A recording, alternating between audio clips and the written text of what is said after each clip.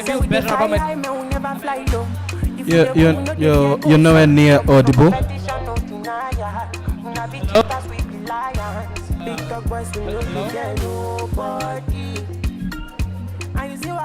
Hello? See? So anyway, I'm going to try this again simply because I felt a bit bad the first time, but now that I am audible enough for everyone, I am going to ask you all, please. Hi, everyone. If you can hear me, please wave back. Hi. Hi.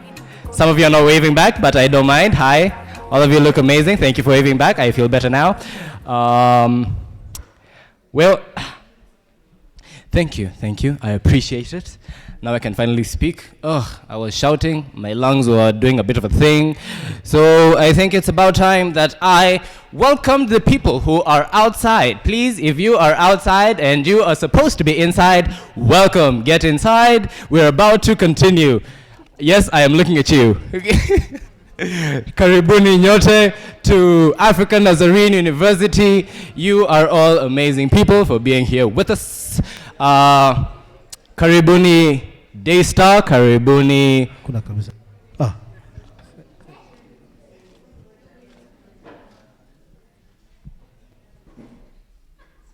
St. Paul's University. St. Paul's University. And please, remind me your name. My name is Deborah.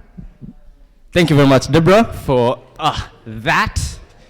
So, other than St. Paul's University, Daystar University, anyone else here? Anybody else? Yes, the sharply dressed man. Multimedia University of Kenya. Thank you. Karibisheni Multimedia University with a round of applause, tafadhali. Please, wakaribisha. Yeah. Finally, I do. No, please, no. Please turn this one off. I would really like it if he was no longer being heard.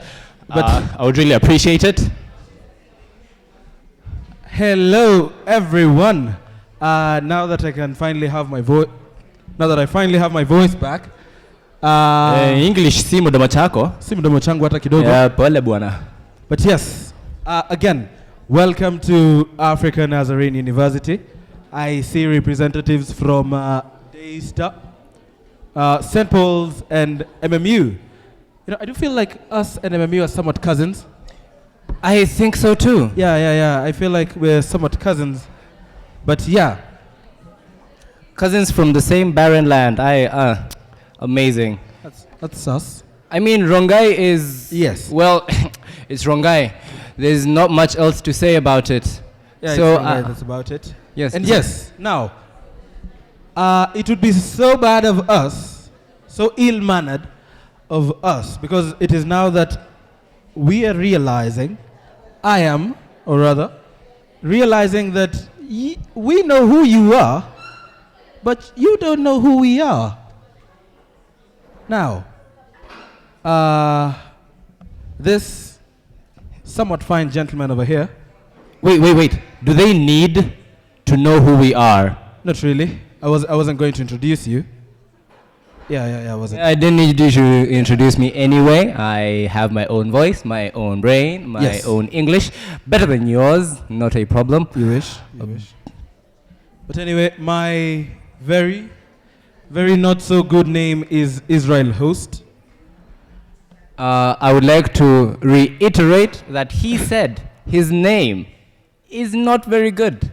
And I appreciate him for being honest. Yes, and the name is Israel Host. And I am your...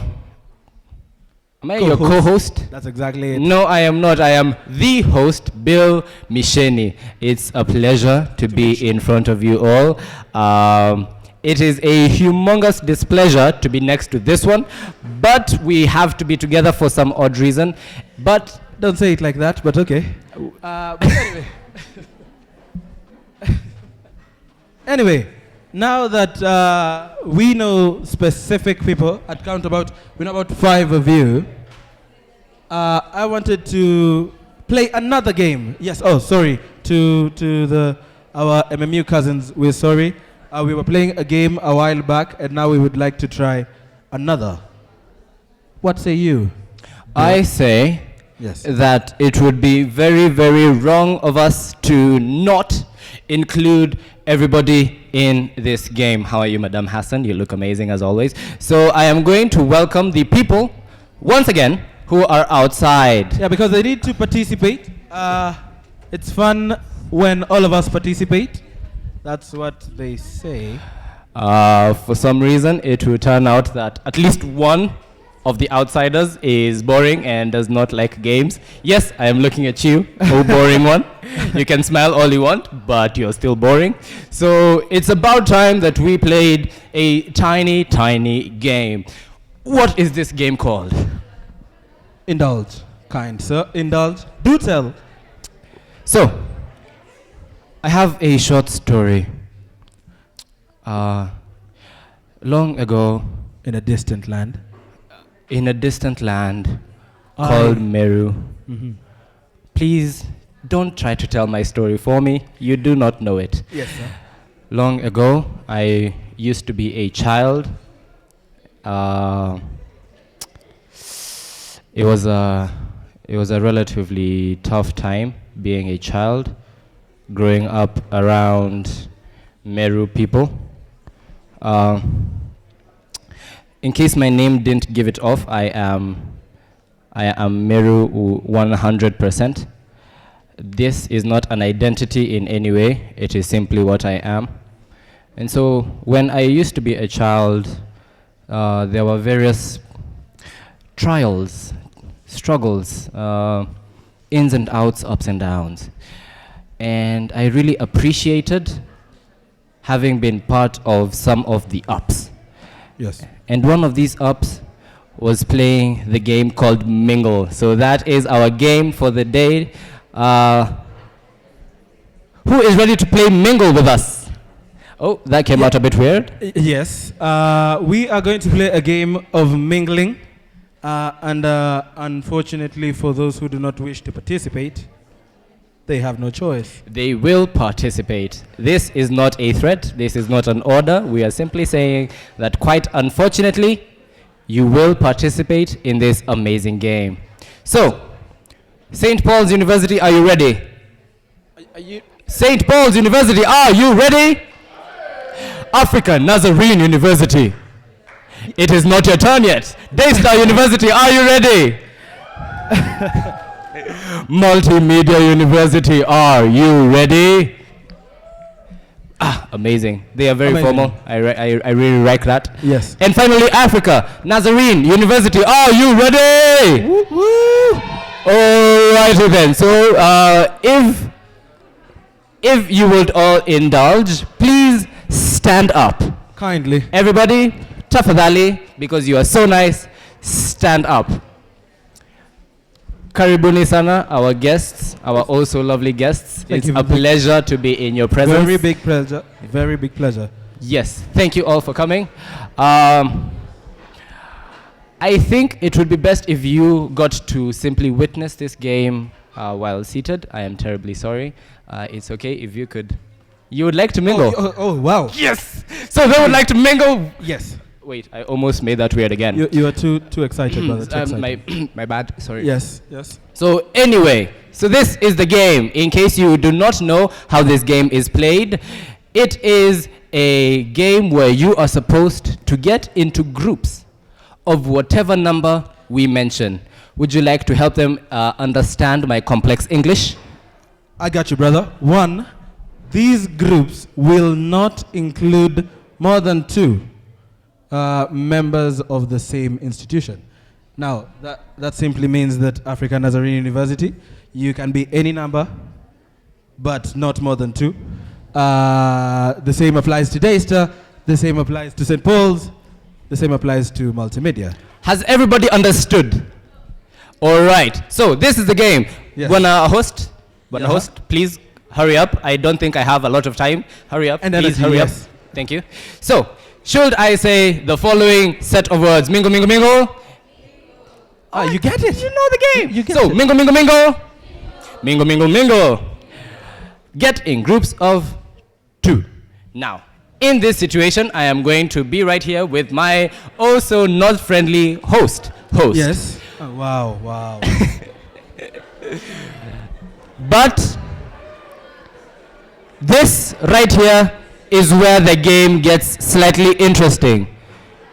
In every single group, there should not be more than 2 people from the same institution. I am going to say this again.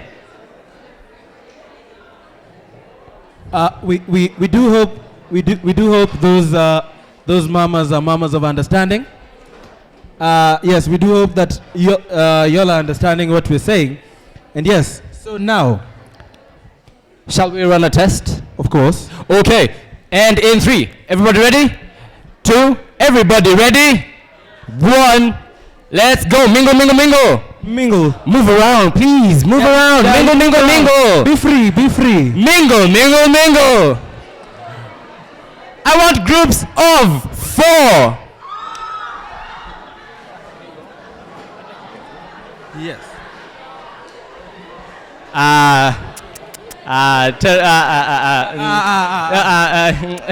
No. Now, excuse me,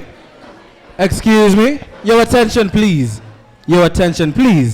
We will make it even more interesting.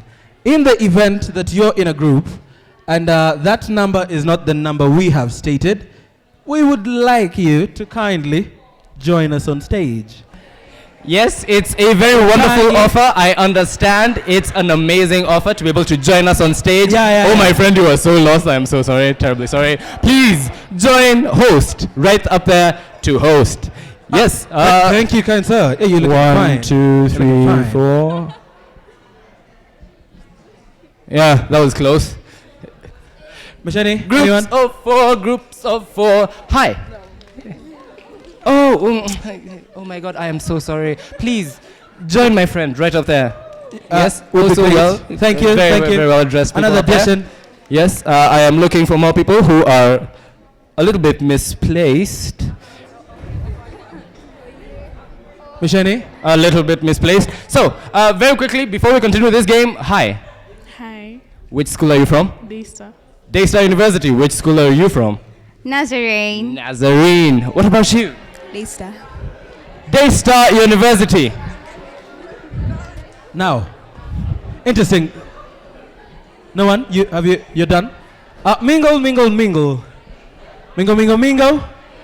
Move around. Move please. around, move, walk around. Mix. This whole game is about mingling. Mingle, mingle, mingle. Mingle, mingle. Kindly mingle. Kindly. Get in there.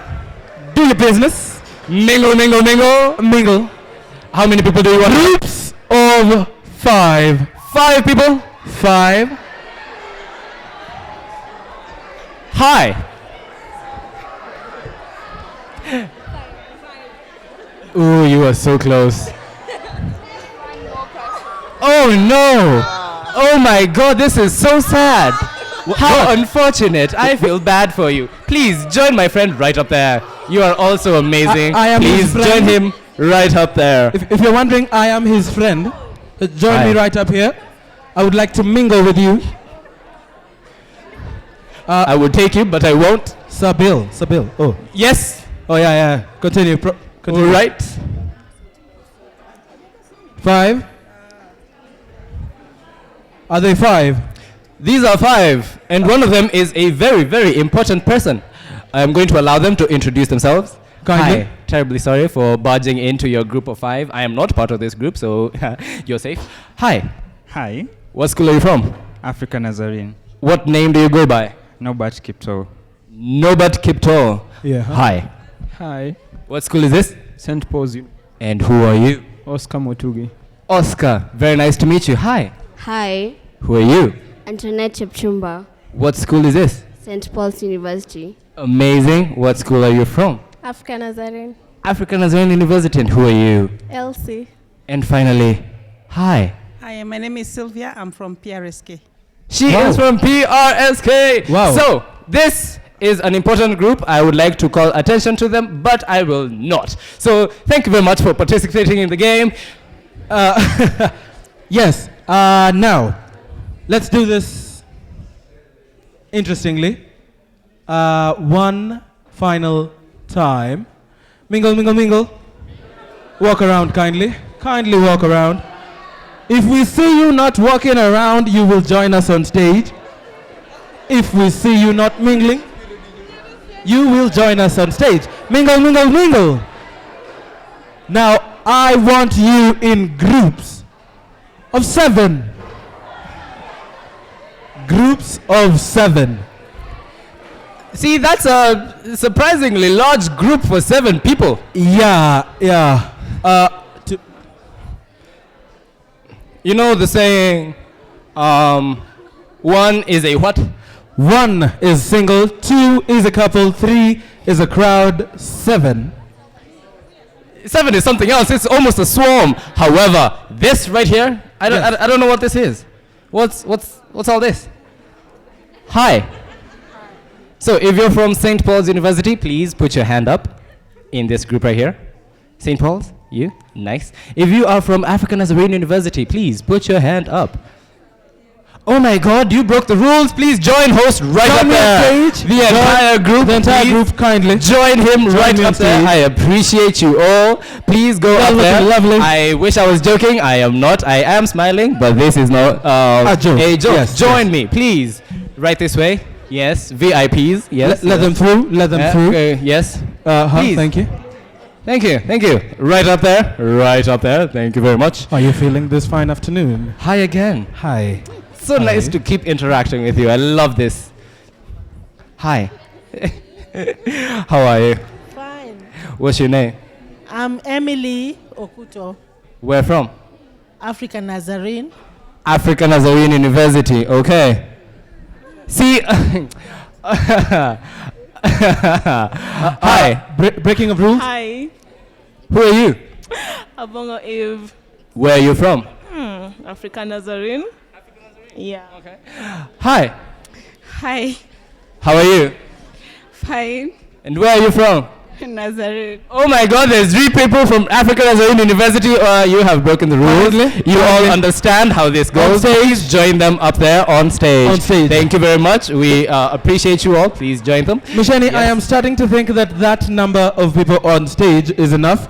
So, kindly take your seats. I would love to have my friends here on stage. I would like to kindly. Oh, very sorry, ma'am. Oh, no pressure, no pressure. Oh, so, look at me. Hi, how are you? You say your name, school, then you can go sit down. Hi, how are you? Hi.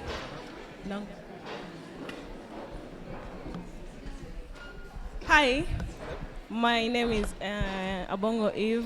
I'm from African Nazarene University. Thank you. You can, Wait. Terribly sorry. Yeah. I would like, well, you two seem to be quite the pair. So Acceptable. together, you are allowed to go sit in between any 2 people from any other school. Apart from African Nazarene. Apart University, of from course. African Nazarene University.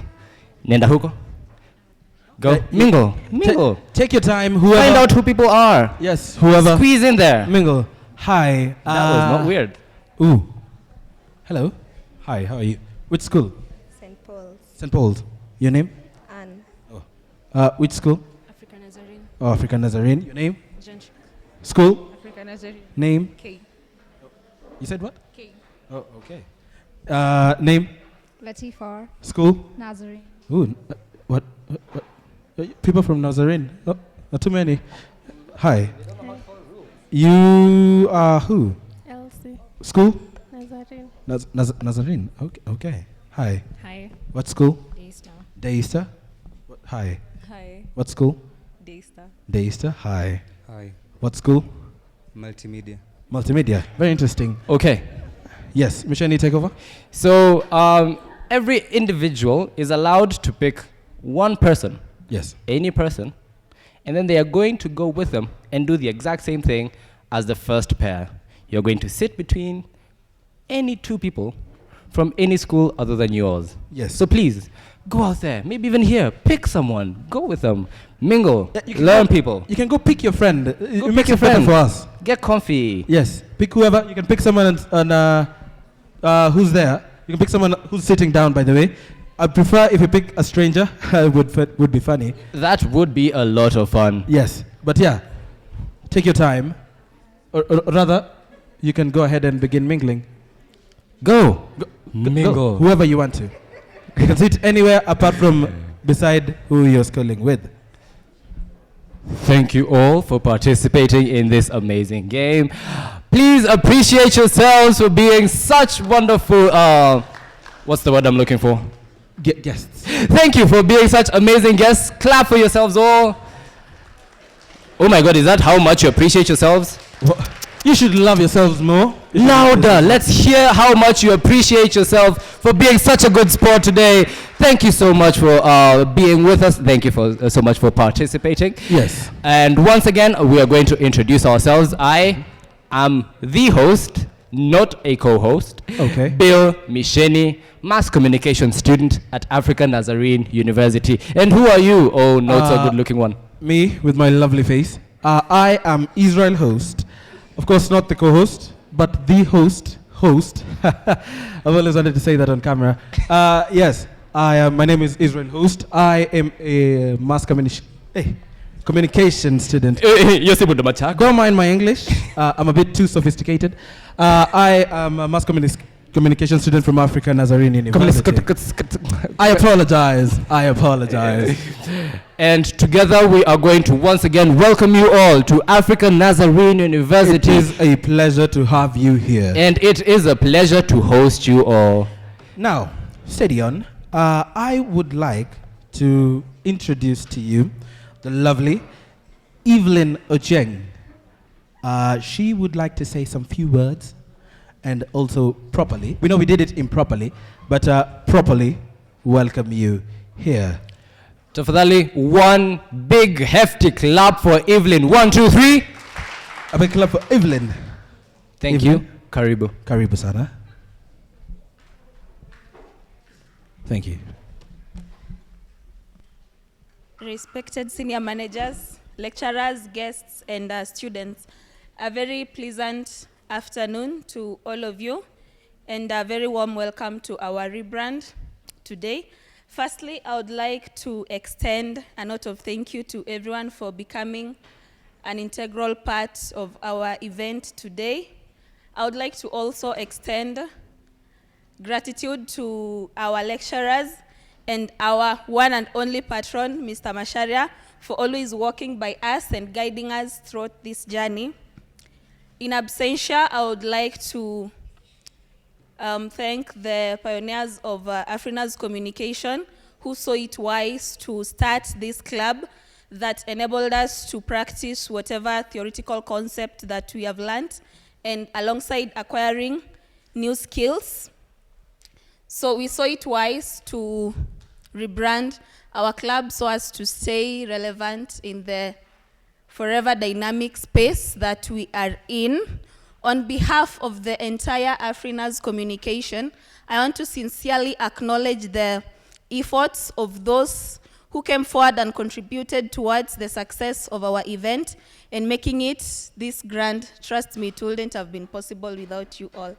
And lastly, I hope this event will help you unlock your creativity and let go of whatever limitation that holds you. Feel at home and enjoy.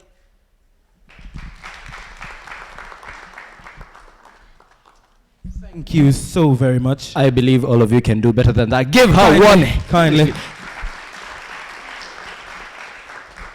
I like how you didn't wait for me to finish the instruction, but you still clapped for her. You are such amazing people. Very smart. Respect to all of you. Anyway, we are about to carry on with this oh so wonderful event. In case you do not know what it is, you are going to find out very soon. But before Yes. that happens, in as much as we were mingling, we would like to know all of you better. And now I would like to introduce Anna Wegulo. Anna Wegulo, would you kindly step up on stage? Round of applause for the lovely Anna.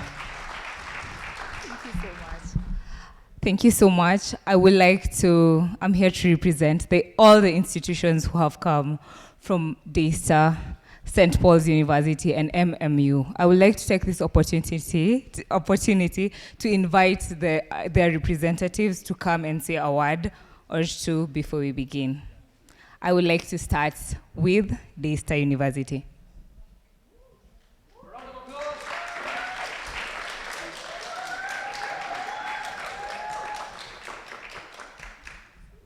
Thank you so much for coming.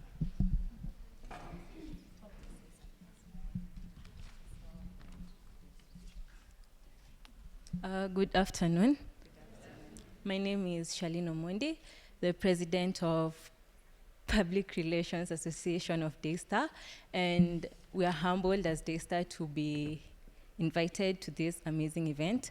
So I hope that we'll be able to network, make friends, build meaningful relationships, and come out as better people. Thank you and enjoy your day. Thank you so much to Daystar for coming. You have represented your institution very well. Up next is St. Paul's University.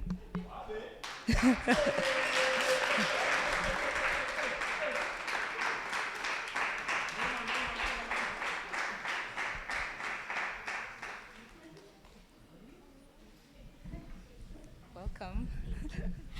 Hi everyone. My name is Antoinette Chepchumba. I'm the chairperson, Public Relations and Marketing Club of St. Paul's. I'm so happy to be here today. I'm so happy to see you also because last month, Africa Nazarene and Daystar were at our school. We had our training and I'm so happy to see all of you. Thank you so much, Africa Nazarene, for inviting us today.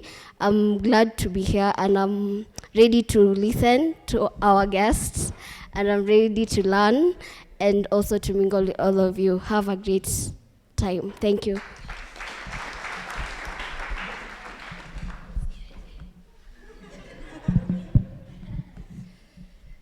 Ni saa 8 mchana majira ya Afrika Mashariki. Hujambo na karibu katika taarifa za Light FM.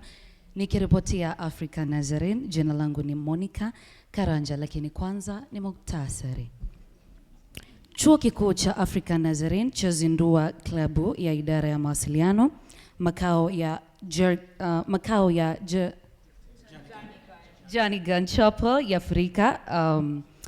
Afrika, wanafunzi kutoka vyuo mbalimbali. Wanafunzi wa chuo kikuu cha St. Paul's wahudhuria hafla ya kuzindua idara ya mawasiliano. Hujambo na karibu, jina langu ni Monica Karanja. Na ndizo taarifa za hivi sasa za Light FM. Tupatane tena kwa taarifa za saa 1, lakini kumbuka kwamba lisema walo lipo na kama halipo laja. Jina langu ni Monica Karanja.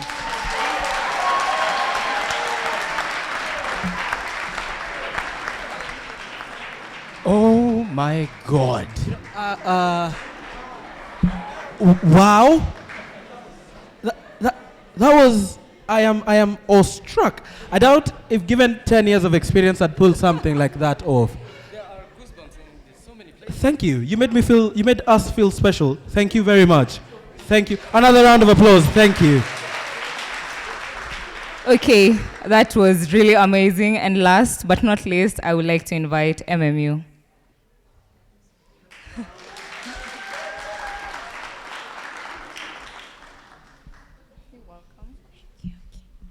Good afternoon, everyone. My name is Faith Rotich, the chairperson emeritus from Multimedia University, the Corporate Communication Club. And I just handed over last week. And we're actually really, really grateful to be invited to this. You're doing a great job.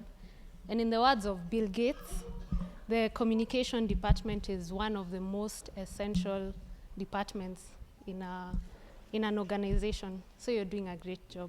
Thank you so much. Thank you so much for MMU for coming. Once again to Daystar, to MMU, and to St. Paul's University. Thank you so much for coming, and you're very much welcome. Thank you, Anna.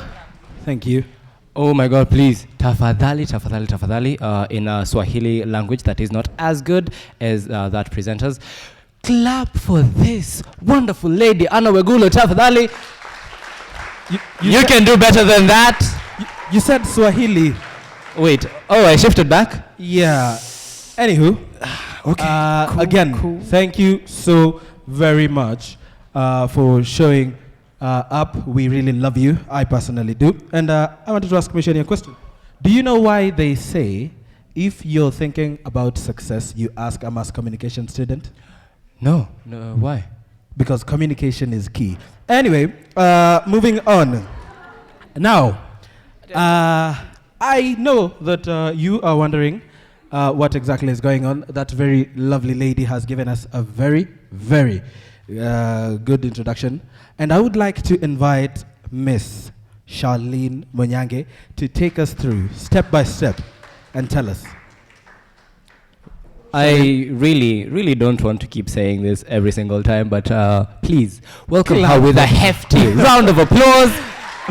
Thank you all. Right here. Thank you so much, Bill. When creative minds come together, ideas come to life. Our guest of honor, Madam Sylvia Muchuli, the CEO, PRSK.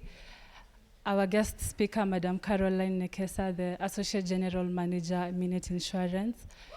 Our Dean, School of Humanities, Dr. Emily Okuto. Our HOD, Mass Communication, Dr. Ngari. Faculty of Mass Communication. Lecturers present, our invited guest.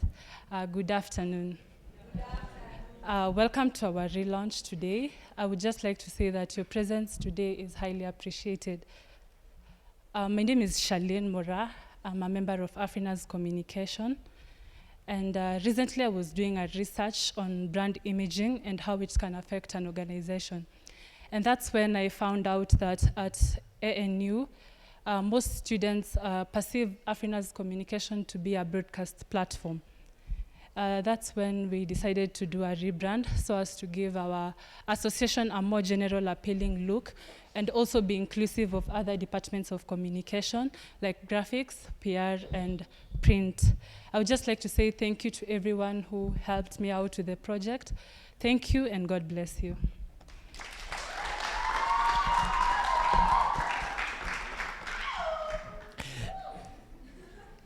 Need I say it again? Clap for her. That's some amazing I love the energy. I really love the energy, yes. It's amazing.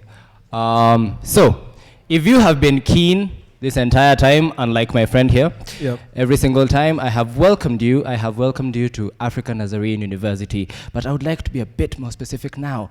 The event has finally been brought to your attention. You know what this is. So, Daystar University, St. Paul's University, Multimedia University, and African Nazarene University representatives. Welcome, one and all, to the African Nazarene University Communications Club rebranding event.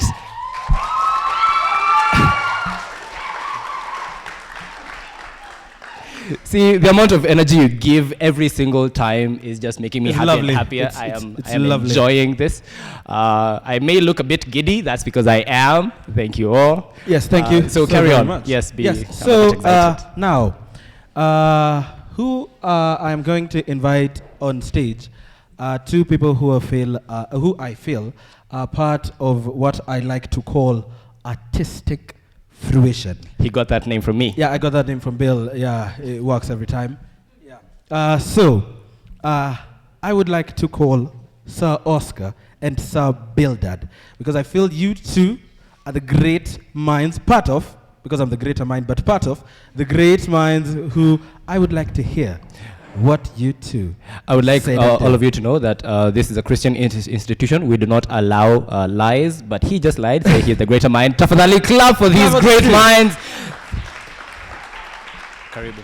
Sir Bildad. So, will you go first or should I go first? So, good afternoon.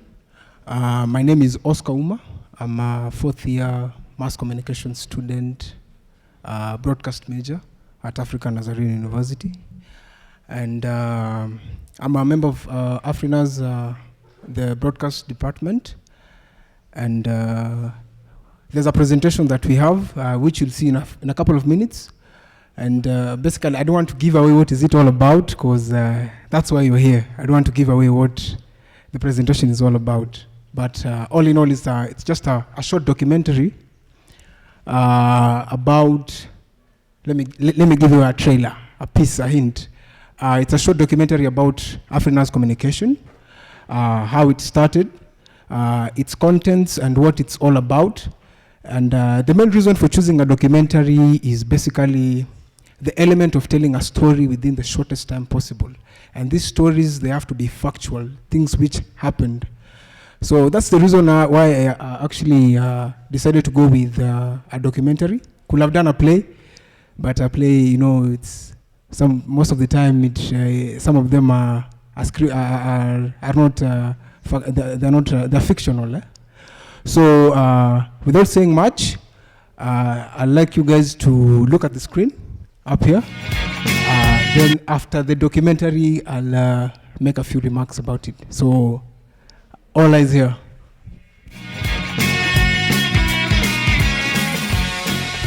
Just a moment. Let them sort it out. Founded in June 2015, Afrinaz Communication is an association of the larger African. The overall mission is founded in June 2015. Afrinaz Communication is an association of the larger African Nazarene University. The overall mission is to create a forum for African Nazarene University mass communication students to collaborate in planning, execution, and evaluation of various projects based on their areas of study. Additionally, Afrinaz Communication seeks to sharpen the professional skills of students in electronic media, graphic design, print media, and public relations with a view of producing professionals who portray a strong and credible brand in the media industry. Mass Communication Department offers for concentration broadcast journalism, print journalism. We have also public relations and graphic communication. The idea behind these facilities is to make sure that students have contact with the equipment. At African Nazarene University, we look equipment that's going to be having technology that's going to be relevant, meaning we look at professional grade that's going to be relevant, equipment that's going to be future-proof as much as we can. We look at equipment that's going to be relevant for about probably 5 years. They say that the lifespan of technology today is about 3 years, but with the higher budget you can get something that's going to go a bit longer, and we shoot for technology that's going to be relevant for about 5 years, so that when our students learn using this technology, the hardware and the software, when they come out of the industry, they are relevant. All they need to do is a bit of updating here and there, but it's not going to be a cake.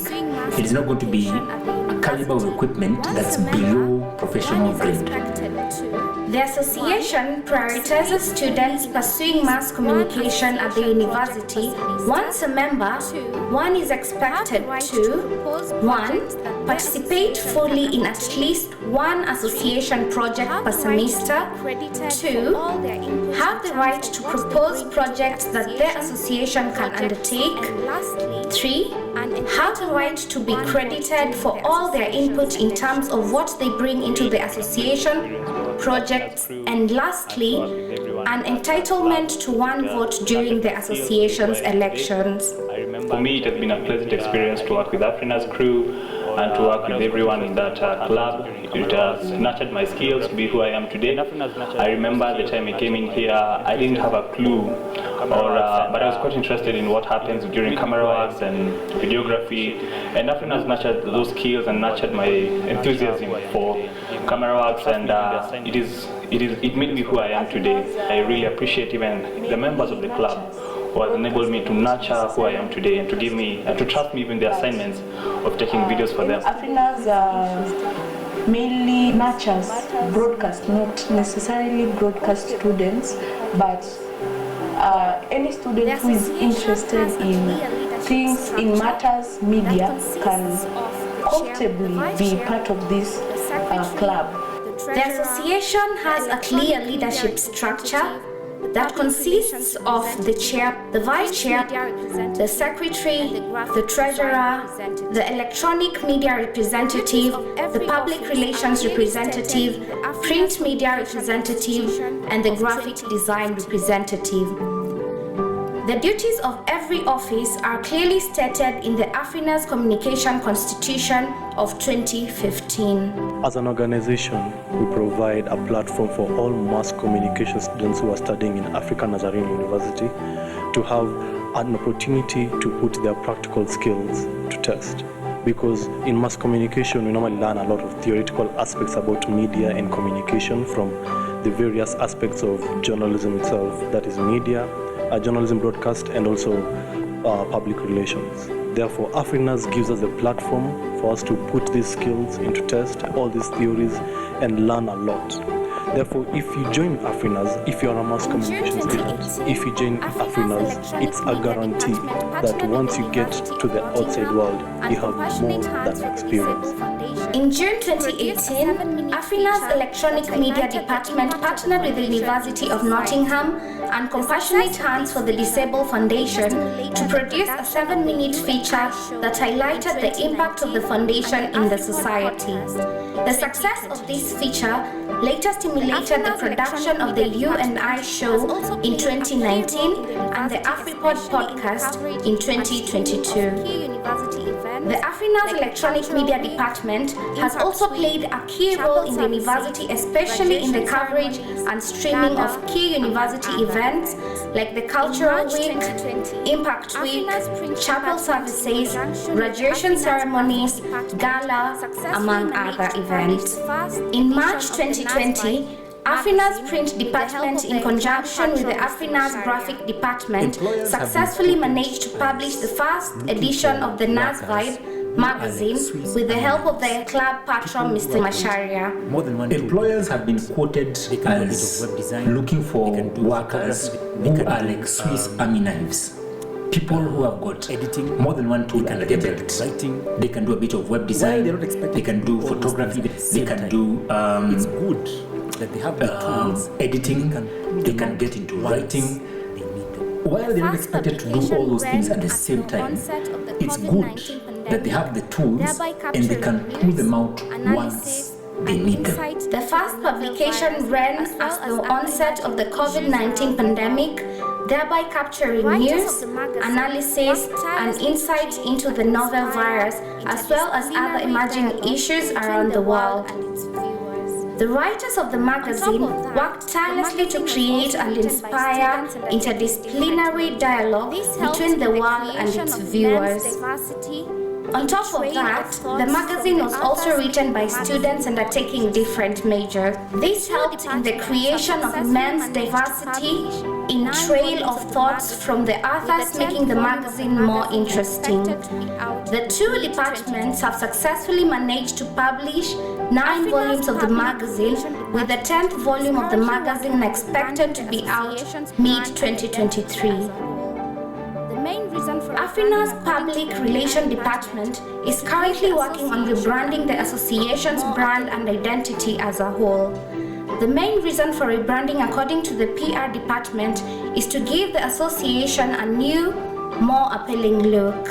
Rebranding SC would be a really good idea, since initially the club has been perceived to be a broadcast entity, and we want to really communicate to people outside that SC is not all about broadcast, and we also have other dockets of mass communication like public relations, print, and even graphics. The club continues to deliver on its mandate by ensuring that African Nazarene University mass communication students and the whole of African Nazarene University fraternity get an opportunity to be a part of the various discussions happening around campus, the country, and the world at large. Afrinaz Communication offers a unique experience for budding print and electronic mass communication students to sharpen their skill set in readiness for the technological shifts brought about by media convergence in this digital age.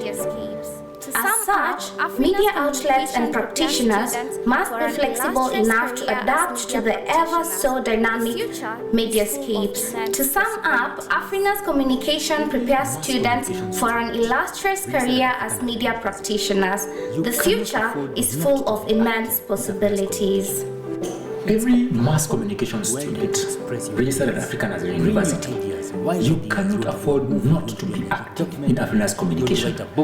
It's a platform where you get to express your ideas, bring your ideas, wild ideas. You want to do a movie, you want to do a documentary, you want to write a book, you want to do a film, you want to take photography and showcase your photos in some gallery or something. You want to, have a public relations event or whatever it is that's inside or within your area of study, and you would want to execute it. Come, this is a platform for you.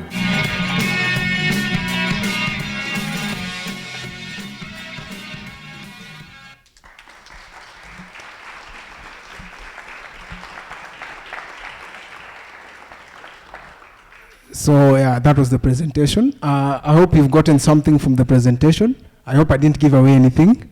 And before I finish, I want to thank the various departments in the Afrinaz Communication, from print to public relation, which is specifically geared in this event, and the print, graphics, and lastly the broadcast, as we worked together to actually produce this. And one thing I will tell somebody out there who has an idea that he wants to do, just do it.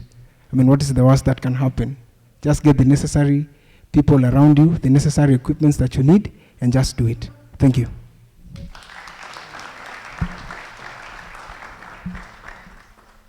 So, good afternoon, all. My name is Bildad Mbuthia, an ongoing student at African Nazarene University, Masscom, majoring in broadcast journalism. In Afrinaz Club, I'm privileged to be the graphic design representative, and that's actually what we decided to source it up with a documentary that you've recently seen. So thank you all of you for attending this event. We really don't take it for granted. We are really humbled. I'll quote a verse from the Bible, Psalms to be precise. See how good and how pleasant it is for brothers to dwell together in harmony. All the universities that are here, we are brothers, right?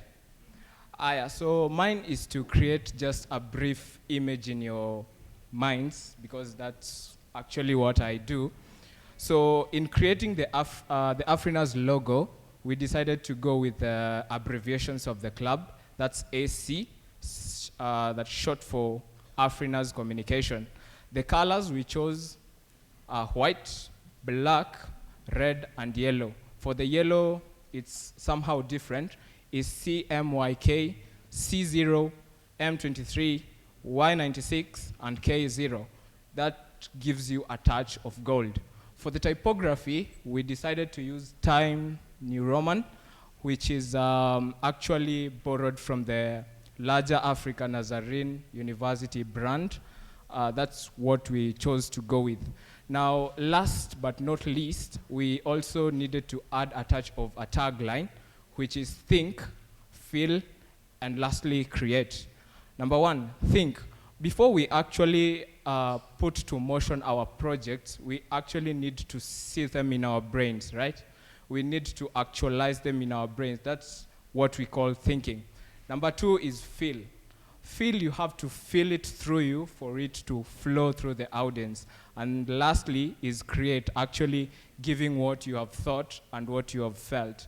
So to help me unveil the new Afrinaz Communications logo, I'd like you to help me invite the Afrinaz Communications Club patron, Mr. Samuel Masharia. Welcome, sir.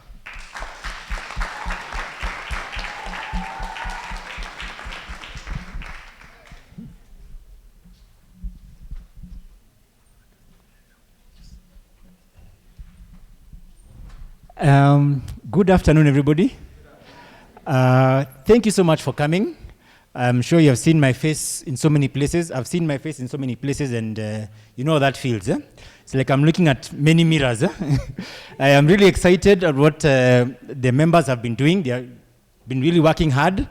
And karibuni tena. So we want to unveil the new logo, and then we are going to go on to the speakers of the day, and then do the next few things that we finish up. We are trying to rush and stay within our time, but I believe you're getting something, yeah? Yeah.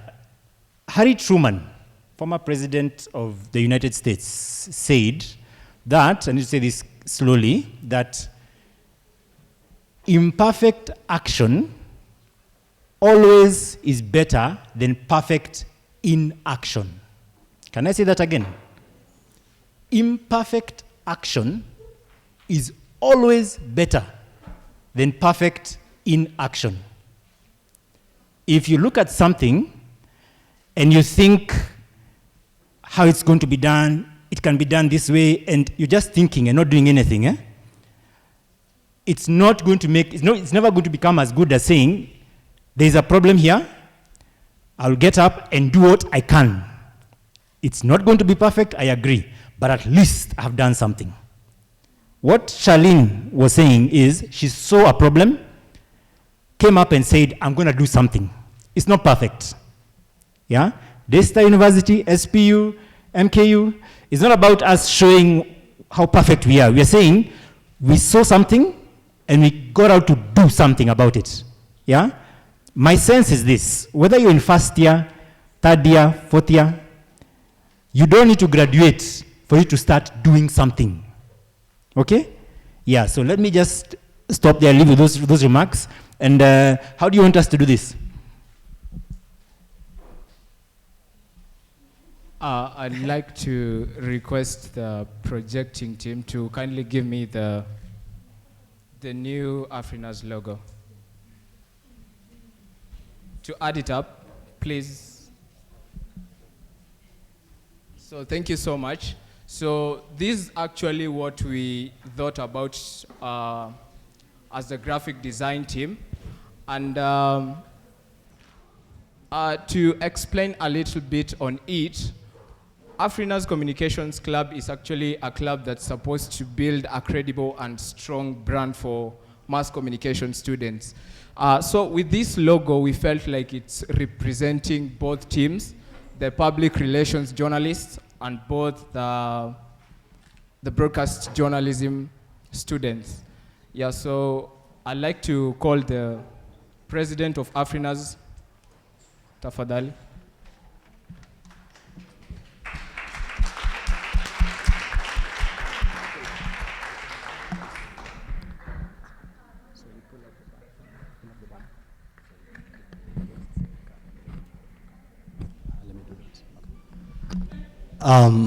Hi.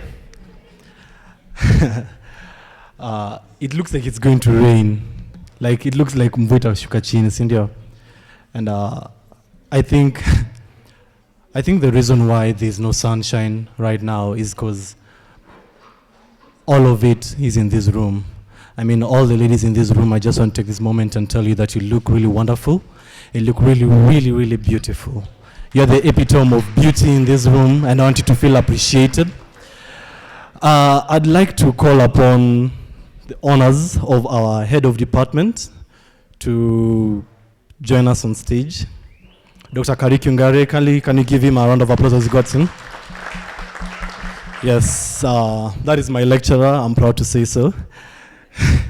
I'll also love to call upon the honors of the chief keynote speaker, who was to be a surprise to the majority.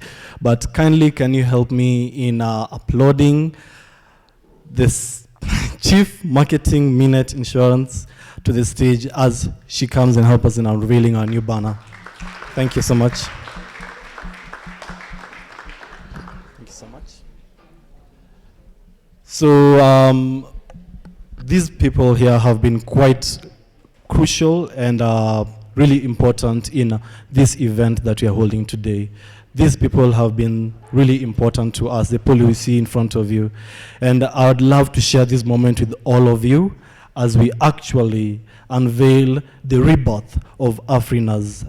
Just a moment, I know we're on a time crunch, but I'd like to relate this with the analogy of a phoenix.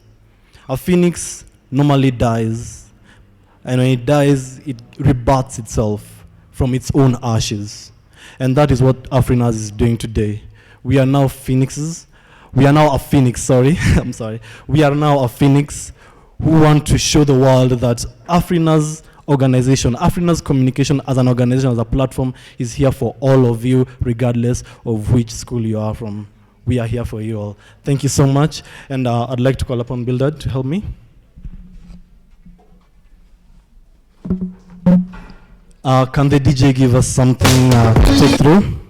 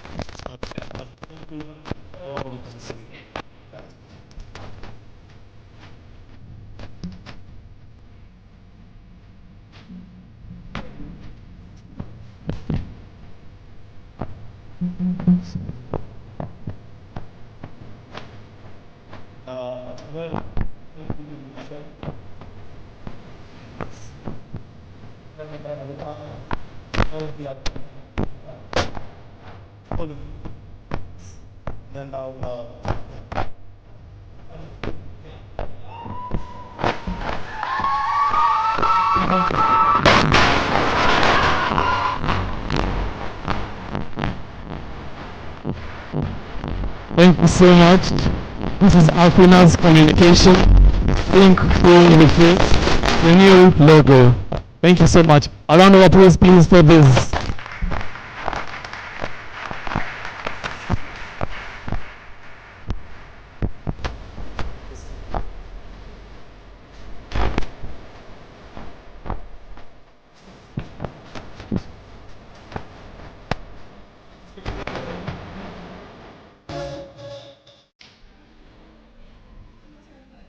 Now, Will?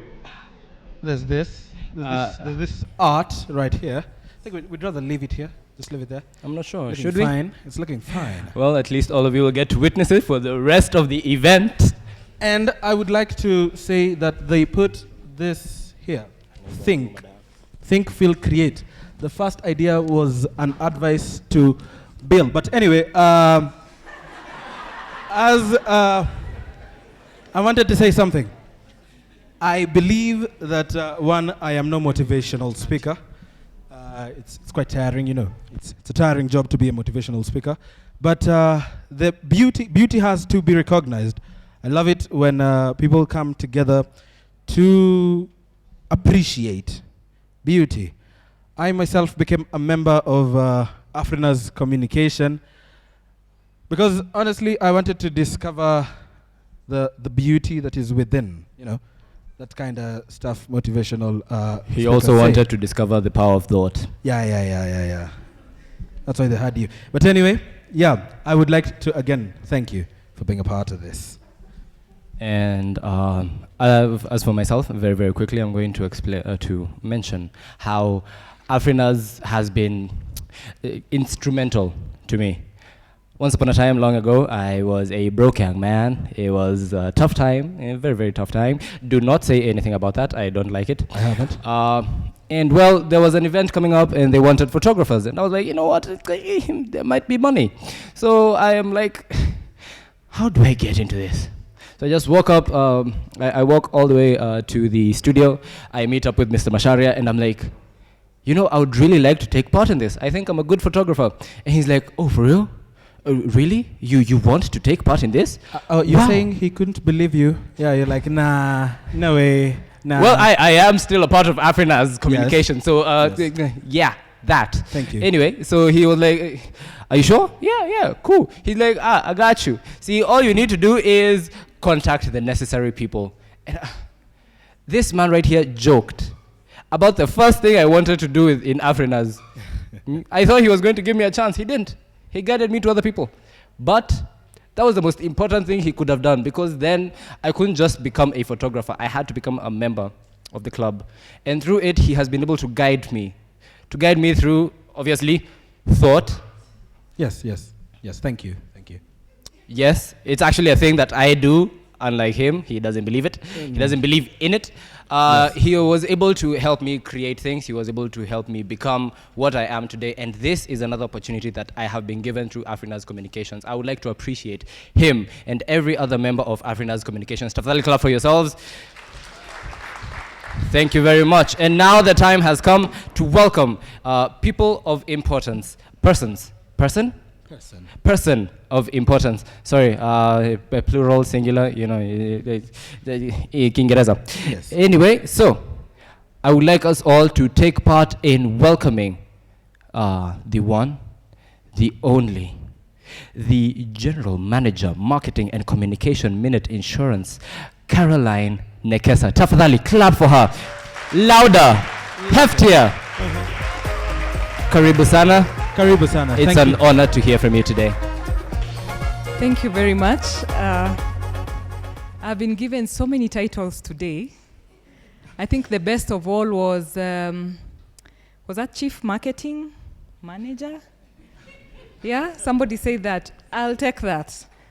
Yeah, because there is what you profess is what you become, right? So thank you very much, first of all, for inviting me here. In this very nice occasion, we were just discussing there with Sylvia on the new logo and the look and feel. We call it look and feel. It's amazing. The thinking behind it is very good, and we are going to see why. I had a presentation, but I'm told, I don't know if this device can be connected to something to present. If not, no? Okay. Your patron has said no. There was a nice video I wanted you to see, but I'll share this, then you'll see it later. My name is Caroline Nekesa, and for the purpose of correct record, my title at Minute Insurance is Associate General Manager, Marketing, but I appreciate if you call me Head of Marketing, which is easier and memorable. My job involves overseeing about 3, maybe 4 divisions, let me call them divisions within marketing. So I oversee public relations, which I think is part of what I've seen here as conversation. I oversee marketing in general, which is creating demand for the products and services that we offer. I also oversee customer experience, because in this day and age, you cannot talk about public relations and marketing without talking about customer experience. It's not just about selling your products anymore, and it's not just about relating with the publics anymore. It's about leaving them with memories of the experience you had. And I also oversee another department that is called CIA. I would have put a contest so that I see who can guess what CIA means. But I think I'll really confuse you. So I'll just give it away, yeah?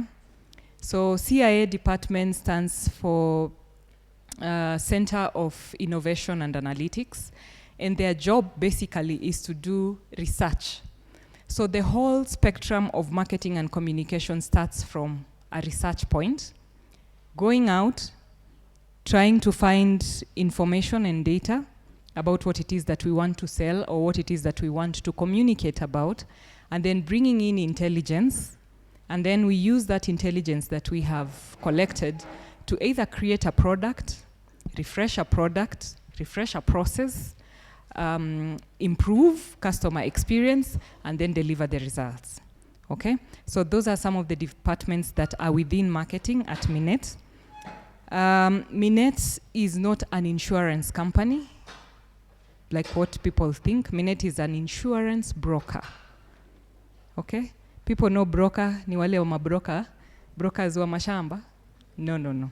It's an insurance broker. So what the company does is it goes out there, does risk analysis either for you as an individual or for your business or for your organization, and then advises you on what risks you have and what solutions that are there to mitigate your risk. So they are the go-between between the client here, who can be an individual or an organization, and the person who undertakes the risk. You hear them, they're called underwriters or insurance companies, okay?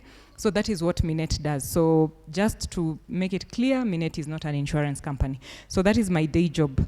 My evening job, I'm a mother of 3 wonderful children, and I'm also married. So in the post my work, I have to also do homework, all right? And other than that, I also support the community. I have, it's not an NGO, but it's a community-based organization called Sister to Sister, and it does mentorship for young girls, specifically aged between 7 years and 15 years, just before they go to high school or just after they have joined high school. And we empower them with life skills, we talk to them about life and prepare them for what is coming. I know the girl's story is long and wide, but it's still very important, especially when they are very young. And we need to empower more women, much as they say boy child has been left out. I think boy children were given a leapfrog when it comes to life. So we really need to still hold the women together.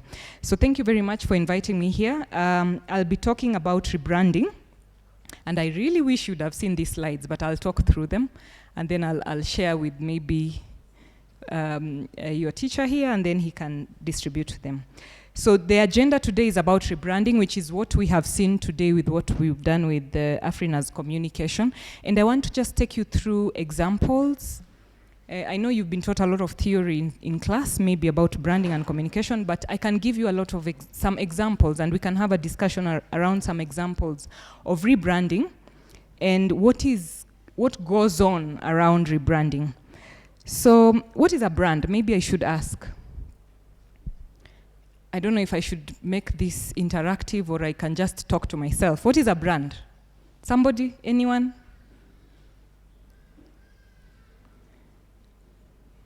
Somebody who wants to try? There is no exam. I know we are in the university, but there is no exam. Yeah. What's your name? Sorry? I'm Maina Kimani Maina, from yes. Multimedia University of Kenya. Thank you, Maina. So what's a brand? A brand is a symbol that represent feel or a thought. Yes, thank you. So he says a brand is a symbol. Someone else? A girl, maybe a lady, so that we can have gender balance, yes?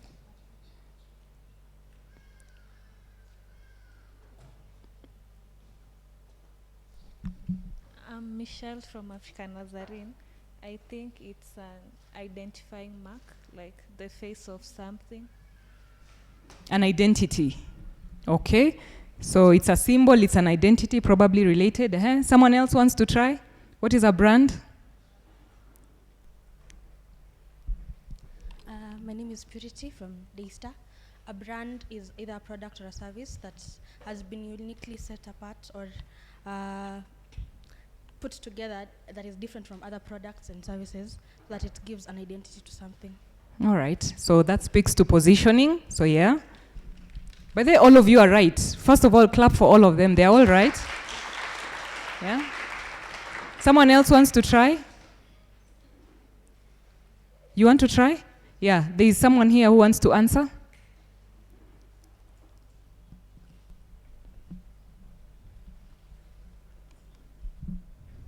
My name is Victor Seda from Multimedia. A brand, I can say, is a representation of a product, service, or company that provides the product and service. Okay. Yes. Representation, close to identity, close to look, something that has been created to define a specific brand. So yeah, you're all right. You're all right. So if I may ask, is this a brand? Afrinaz Communication. Today we'll talk a lot about this. Is this a brand? Someone is saying no, someone is saying yes. Is this a brand? Okay, who is saying no? Who says no? Okay, who says yes? Somebody was saying no. I want to hear your opinion. It may not be wrong, it may not be right, but it's something that it will give us some. You said no. Okay, why? That's a logo. It's not a brand. Do you think she's right? This is just a logo. Do you think she's right? I like it. Actually, she's right. This is just a logo. This, if you put Afrinaz communication on a billboard on Mombasa Road, just the way it is like that, what does it say about Afrinaz communication? Yeah? What does it say about it? It says just Afrinaz communication, right? It doesn't say what you do. It doesn't say who you target. It doesn't say what people should expect when they engage with Afrinaz communication. So a brand, much as you mentioned some tidbits of it, is the definition of what people hold in their mind about you or your company. The products, service, and experience. It's a collection of memories, memories and senses and emotions. The reason why you pick some brands over other brands is simply because you are emotionally connected to those brands, whether you know it or you don't know it. Because most of those brands are the same, but it was your experience. It was what you had, how you felt, how you connected with it that made you stick to that brand. So a brand is not just a logo. It's the products, it's the service, it's the experience, it's the emotions, it's what it invokes in you, yeah? And most important, the memory that people hold about that brand, okay? So today we have seen a lot about rebranding, which is what you have done. And my question is, why do people rebrand? Or why do organizations rebrand? Maybe I can have one or two thoughts around that. Why do you think organizations rebrand? I feel like I should be moving around. You know, when I grow up, I want to be a teacher. Is this what teachers do, right? They move around. So why? Why is rebranding important? Or why do people rebrand? Yeah? So I think the main reason for rebranding is to see whether you can acquire more niche. You can create a niche for yourself as a brand, and to see whether you can appeal to more customers in terms of the service that you offer. What has changed from what you were offering before, and what is new, and what are the benefits of those people working with you as a brand. So rebranding, basically, it seems it's more of creating a new strong identity which can easily penetrate the market when it's at first glance. Yeah. Beautiful, thank you. That is the what actually happens. The why is what we are asking. Someone wants to answer? Oh yeah, okay. I think people rebrand so as to stay relevant in the forever dynamic market that you are in. Fantastic. She's answered like a marketer. I hope you're thinking about marketing. I'm recruiting people in the profession. Okay? Someone else? Yeah? There are more people here. I like speaking to students. Please be bringing me to speak to students. They answer questions. It's not like adults. Adults would be like this, looking at you. So, good job. Yeah? Like you said, a brand is about invoking emotions, and rebranding will invoke new emotions about you or a company. Fantastic. New connections, actually. Mm-hmm. I feel like people rebrand so that they can recreate meaning. Recreate meaning. Very true. Is there a rebranding class that happens in this school? Because clearly they know. Yeah? So, yeah. So sometimes people rebrand when they have outgrown their brand. And I would love to hear the story the story behind Afrinaz communication rebranding as to the why. The why is very important, yeah? Sometimes they rebrand because the infrastructure no longer fits, which I feel like this is that story. You were broadcast or associated with broadcast more, and now you want to expand into all these facets of communication. So the infrastructure cannot hold just broadcast, it needs to expand into other. Also, people rebrand, like what she said, when there is a need to create a stronger connection and identify with its target. So for example, if you are speaking to baby boomers in the 50s, if you want to exist in the 21st century, you cannot be using the same language, the same process, the same logo. Times have changed. You people are digital, I'm told. Most of you here are Generation Z. Yeah? Right? Most of you here are Generation Z. You've changed. You don't have time. You cannot hold more than 5 minutes. I wonder how your teachers keep you in class for a lesson of 30 minutes. So they must be very creative. And sometimes rebranding involves getting a new logo. Sometimes it involves showcasing a different personality. So it may be the same old logo, but the personality of the brand has changed. So you'll see a few things that are changing about that organization, and it tells you that the organization has changed. Sometimes it changes because they are targeting a new market. So before, we were targeting maybe the European market. Now we are moving to Africa. We have to change. You cannot come with the same faces. You cannot come with the same look. Okay? And I'd like, as a homework, just go and find out the evolution of Coca-Cola as a brand. Just look at how the bottle has changed over the years. It's rebranding. And most importantly, research, because you are researchers, research on the history behind those changes. Okay? So I'll also give you some ideas. We have forms of rebrand. So rebranding is not just general. We have 3 forms of rebrand. There is full rebrand, where you are changing everything. There is visual rebrand, where you're just changing a small thing here and there visually. And then there is brand refreshment. And maybe just to engage, can you give me examples of local brands that have done a full rebrand that you know of? Any local brand that you know of that has done a full rebrand? Yeah? Yes?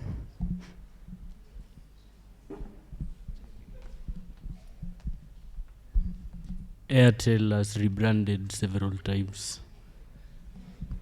Very good. Airtel? KBC. Did you like the new logo? Well, yeah. Which other one? Safaricom. Okay, yeah. If you existed from the time I existed, yes, there's some rebranding that has happened. Not entirely, but yeah, something has happened. Maybe not a full rebrand, but some level of brand identity change. Yeah. Something else? Another brand? Yes. Sorry. Or Orange Kenya to Telcom. That's a full rebrand. Okay?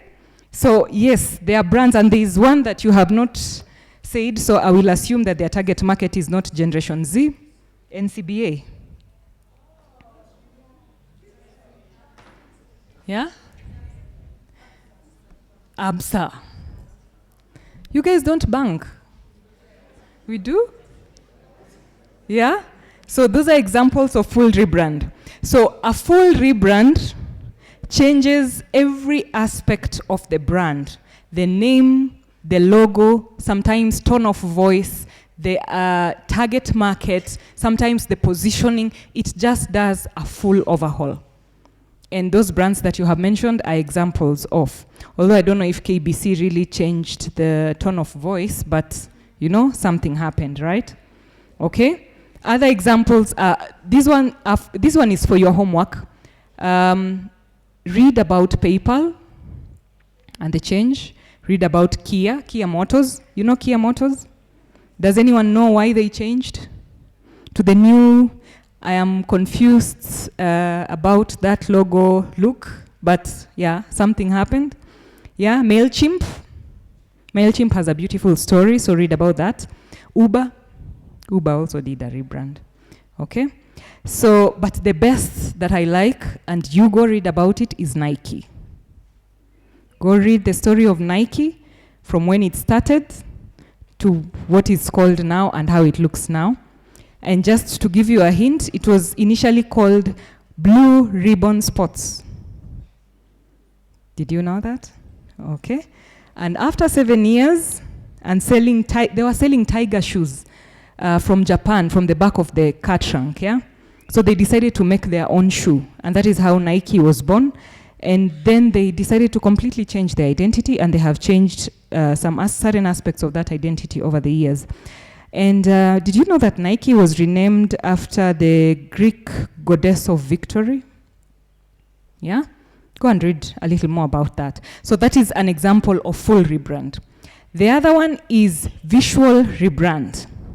Can you give me examples of brands that have done a visual rebrand? And let me just maybe tell you what visual rebrand is so that we can discuss the example. It may be you just change something a little about how the visual looks like, how the logo looks like. So it may not be a complete overhaul of the vision, mission, focus, new market. No, it's just how the logo looks like. Does anyone know or have an example? Yes?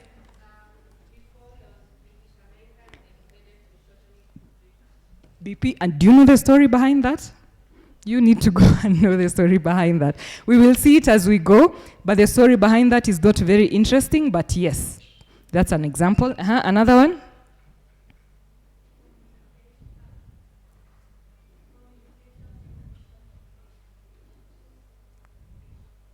Yes, there was communications of CCK, Communications Commissions of Kenya. Now it's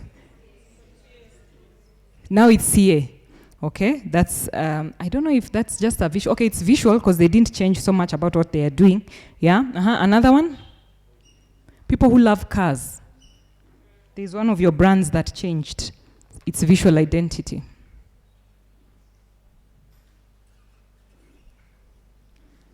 Have you guys seen the new visual identity of Volkswagen? No? Okay. Go and look for it. Go and look for it. But the thought behind it is they wanted something lighter.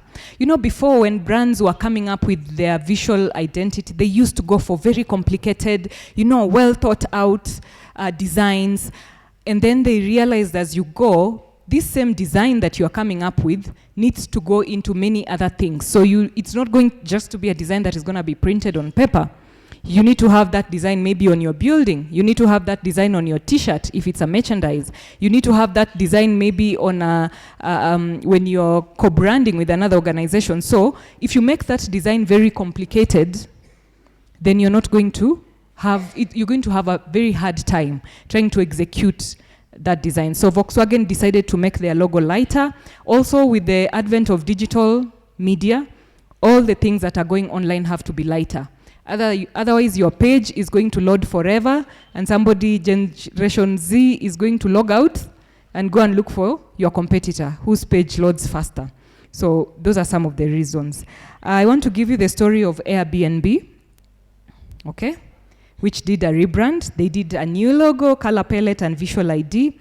The initial logo was a startup logo designed by the founder, but when the company started to grow, it needed to increase brand awareness with a new logo that attracts mainstream audiences. So I wish you saw this, but it combined people, places, love, and Airbnb. So the logo you see now combines people, places, love, and Airbnb. They said in the new positioning, abstraction of 4 principles, people, places, love, and Airbnb, even the color, that orangish, was used as a bespoke and named after the street where it all began, evoking a sense of emotion and passion through and through. Simplicity was key here, so it was made much, much simpler compared to what was there before. And the logo itself is easy to recognize and reproduce. Like I said again, when you want to reproduce this logo, you have to make it very simple so that reproduction is faster and easier. So while I'm saying that, you should be looking at this logo and ask yourself if reproduction of that logo is going to be easier. Is it simple enough? Okay, and then the last one is on brand refreshment. So brand refreshment, you just do simple, you make simple aspects of the visual parts of your brand change, not necessarily the whole thing. So either a slightly updated logo, a new color palette, or updated fonts. Having mentioned that, can you give me examples of brands that just had a brand refresh? Safaricom is one of them. Equity is one of them. You are good students. Another one? Even somebody has said Coca-Cola. You're right. Coca-Cola. Okay. The global recognized one is MasterCard. So the old logo had the word MasterCard.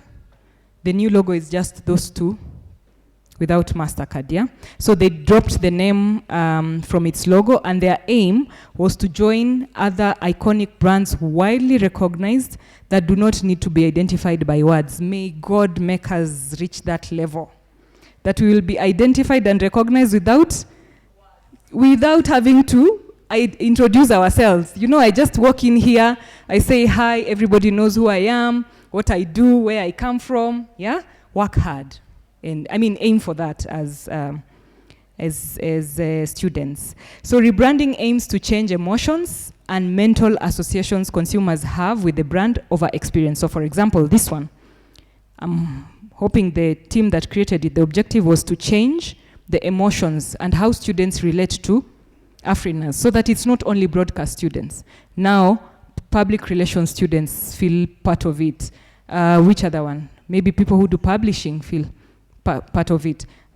People who do graphic design feel part of it. People who probably will be doing marketing in the future will feel part of that logo, so that he or she are to a broadcast. So you are changing so that you can connect and emotionally associate with the people that you are targeting. So why do, we had discussed partly on why do companies need to rebrand, but I want to just run through this quickly so that I give you examples. Some of it, one of the reasons is because of product innovation, and I want you to research on the case of Domino's in 2013. People didn't like how it tasted. So you had to innovate. Otherwise, people will drop your brand like a hot potato. Another reason was consumer evolution. Consumers evolve. And this one, I want you to study the case of Safaricom. Their consumers have evolved. And if there is one brand in this country that is in touch with the new generation and youth, it is Safaricom. They really know how to get you. You are not going anywhere, okay? And then the other reason could be targeting new audience. So there's something called Tupperware. Who knows what Tupperware is? I'm told most people here are Americans. Please, if I have pronounced it wrongly, me, I'm just a village girl. I don't know. It's called Tupperware, yeah? Do you know what Tupperware is? I'm going to pronounce it wrongly, paka it has lost meaning. So for those of us who come from my generation, you know those two tins that after we take ice cream, we put githeri inside? Yeah? So there are modern ones called Tupperware. It's a brand. Yeah? So they were targeting this generation, Generation Z. Because I think this generation had grown up seeing their mothers eating ice cream, finishing and putting githeri, so they didn't want anything to do with plastics. But because they wanted to target this audience, like a younger audience, they changed how they look so that you guys don't look at them. I think they even changed the names. They must be, maybe they had thought we call ourselves plastics. Then they're like, these ones won't want anything to do with plastics, so Tupperware is the name. So read about that. Brand positioning. Sometimes, due to heavy competition, read the case of Kia, who are really, really beaten by Hyundai, and they had to change their look. Sometimes it's due to leadership changes or company mergers and acquisition. For example, companies, mergers and acquisition. We have just seen a brand here that was born out of merger and acquisition. NIC, NCBA, yeah? So a rebrand due to mergers and acquisition. Another one, you said it, ABSA, yeah? Okay. Another one, a very recent one actually. Other than Sylvia and the team in my generation, who remembers Kenol Kobil? What is it called now? It's the new Rubies, okay? As a result of mergers and acquisition. Sometimes companies rebrand due to legal issues or negative publicity. Give me an example. A company that rebranded due to negative publicity? Sorry? Somebody said something? What was the negative publicity that made it rebrand? No, I mean, it's a discussion, yeah?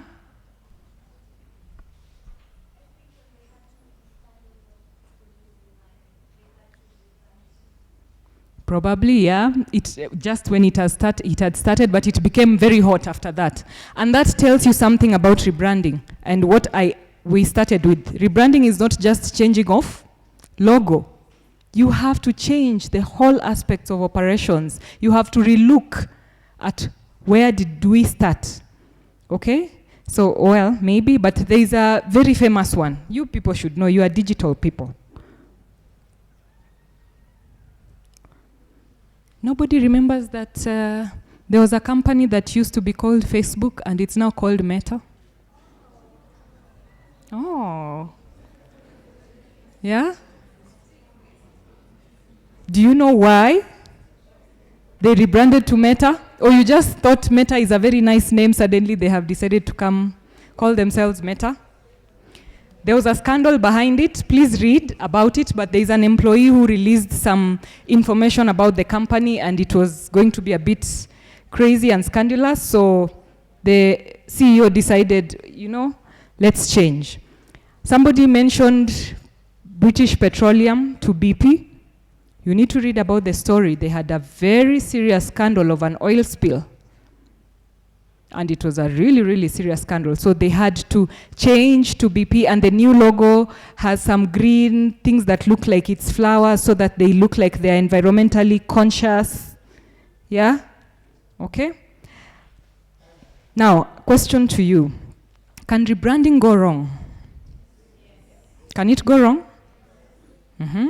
Why? Why? Or how? Somebody tell me how rebranding can go wrong.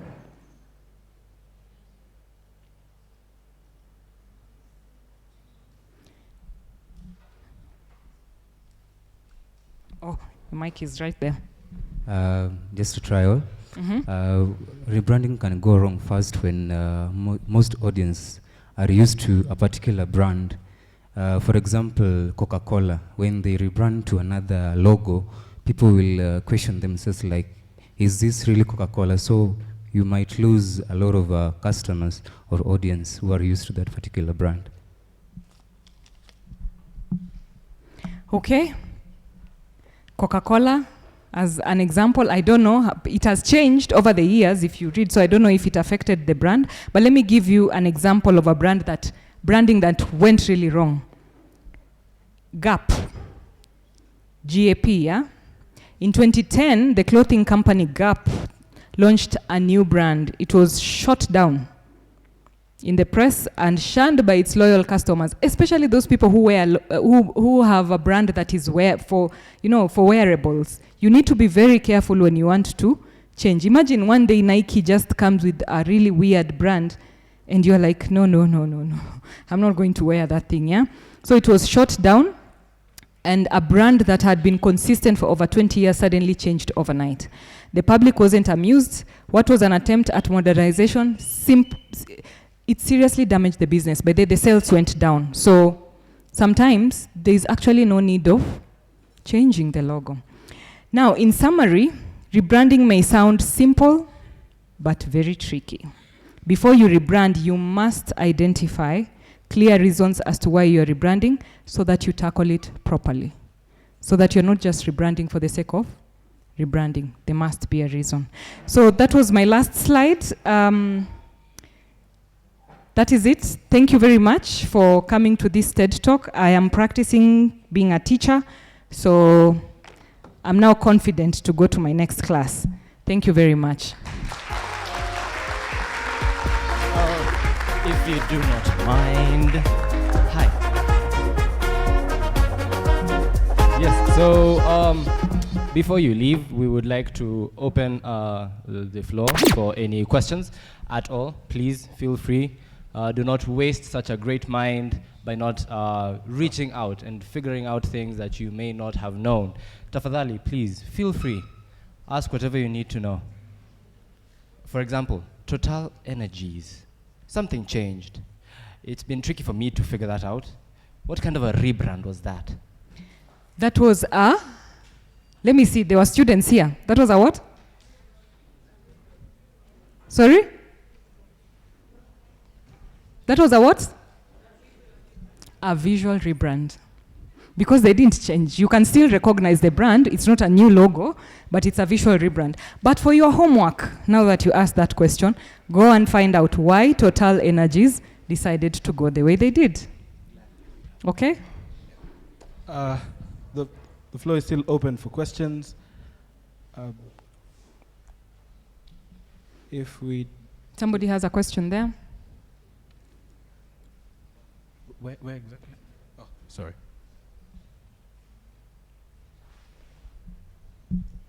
Hi. Hi. My question is, we've said that a logo is not a brand, yet a logo is the face of a brand, and it's used to identify a brand. So a brand, as much as you've said, it doesn't say anything, it does communicate, because it has the brand colors and the name, which actually triggers you to now go and look for what Afrinaz communication is, for example. So my question is, why can't we say a logo is a brand, yet it dawns out curiosity out of the person who sees it, and it's a physical representation or the face of a brand? Okay, very good question. Do you want me to take another one, or I just answer that one? When I started, I said a brand, for it to actually become a brand, you have to hold that visual representation in your mind, okay? So let me give you an example. This is Afrinaz communication. You go and see it somewhere. You go to that website, or maybe there's a website, you go and look for Afrinaz communication, and you find the website blank. It doesn't tell you who they are, what they do, what they represent. What are the chances that you will remember that brand? Is a brand when you can't remember it? Is it a brand when you can't remember it? Yeah? It has to be something that people hold in their mind about you and associate it with you. So for it to be memorable, it must have touched somebody, or it must have done something to somebody's life. Okay? Yeah. So it cannot just be a logo. Logo is the identity, it's what introduces. Yeah? For example, I am Caroline Nekesa. That's my name.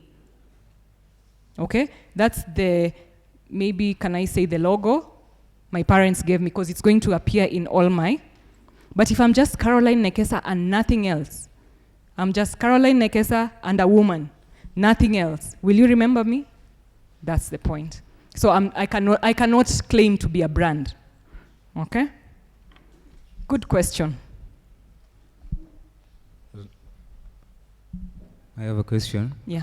On rebranding and the possibility of it going wrong. What are the essential things that you should consider? For example, just 3 for when you're rebranding, for it not to go completely wrong according to the idea that you're trying to progress with the brand.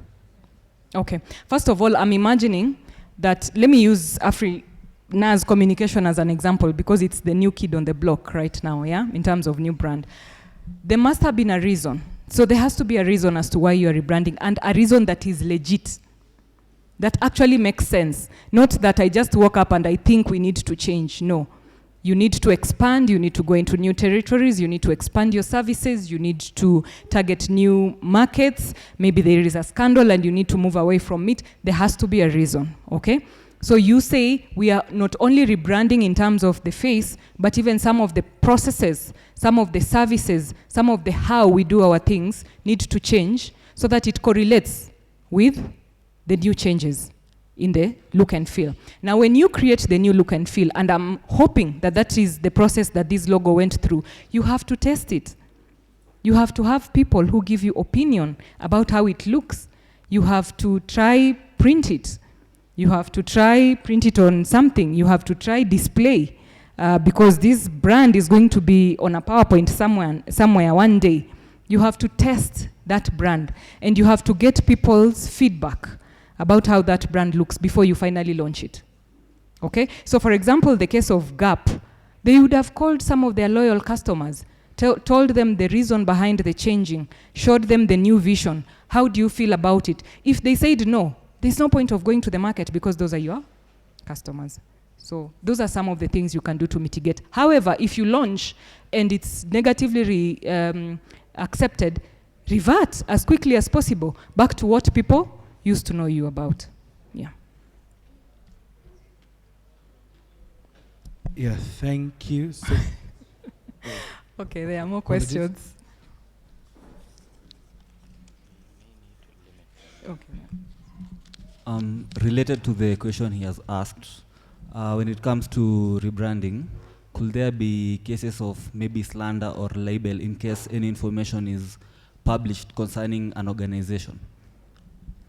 What do you mean? Now on the brand side or just you publish information and now this is a whole new... Yeah, maybe you publish something which is destroying the reputation of a particular company. So are there any cases of slander or libel? Oh my goodness. I mean, see, there are so many cases of libel and slander over brands. Yeah, and I'm assuming here you're talking about brands, yeah? There are so many, I mean, and you can research, and people have taken others to court and washed them properly. You know washing? Washed them properly. Because you said something that is negative about my brand, something that I don't represent, something that is not true. There are cases. And maybe, I don't know if I have a few that come on top. Sylvia, you know, that is now the PR people really know that. Cases of, oh, there was a reason, but that is not a brand case. You guys have had the case of Nonini suing one of you TikTokers who use people's songs without asking for permission. Yeah? Copyright issues. So go ahead.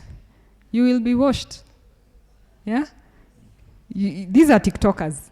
Yeah, I've gone to TikTok. I think I only use TikTok to get information, not publish information because you guys are on another level. So, yeah, well. I'm told my time is up. I'm available around. I think I'll not leave us quickly. So in case you have any other question, is there anything burning? Somebody has a burning? I just wanted to ask, would you advise us as the current generation, especially with the rise of technology and how slander or libel could arise from any situation, what advice could you give us this generation with the rise of technology? Please make use of the internet. Unlike us, who had to read books, you have a whole access of information and material in the internet. Read about consumer laws. Read about the laws of Kenya that touch on communication. You are communication students. You should know laws that touch on communication. Read about human rights. Read about freedom of speech and all those things. Before you start using information, communicating and using whatever it is that you want to publish out there, at least read about what can be applied and what cannot be applied. But it should not curtail your creativity. Come up with the ideas, then just find a way of making sure that you are publishing those ideas without infringing any rights. Yeah. So thank you very much. You have been wonderful listeners. I hope I was a wonderful teacher. If not, I will improve when you invite me next. So thank you. Thank you so very much, Ma'am Caroline, for that very wonderful presentation. You said when you grow up, you want to be a teacher. When I grow up, I want to be you. Yes. And also, this is to go out to all of you who may have had questions or will have questions in that sector. We are going to facilitate, we're going to make it possible that the information she had, the slides, what am I going to call it? The data, let me call it data that she had will be shared online. That way you can be able to see what she was talking about. And at the same time, enable you to be able to reach out to her with whatever questions you may have. That way the conversation not only continues, but continues fruitfully online. Yes. Well, now that that is done, I would like to take this amazing opportunity to welcome the head of the Mass Communication Department, Karibu Sana, Dr. Ngare.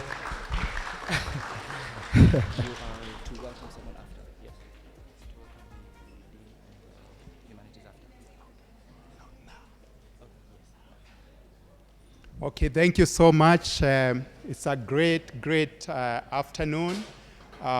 Thank you, our friends from Daystar University, St. Paul's, Multimedia University.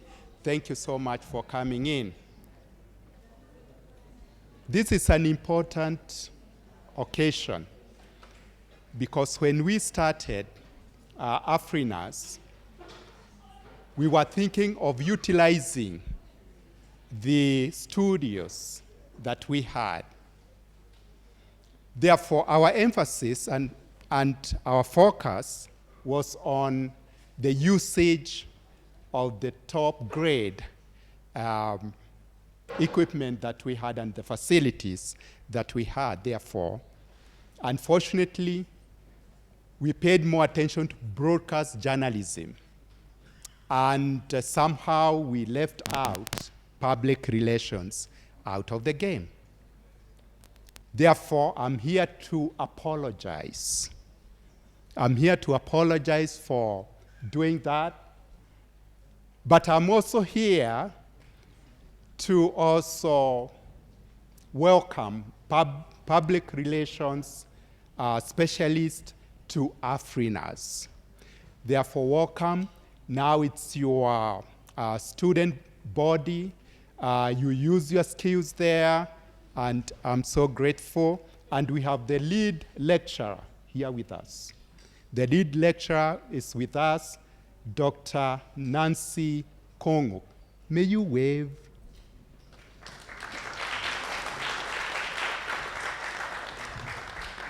We have the lead lecturer in visual communication, graphic design, print journalism, all the good things that you would like to do with our eyes. Dr. Raphael Ogutu.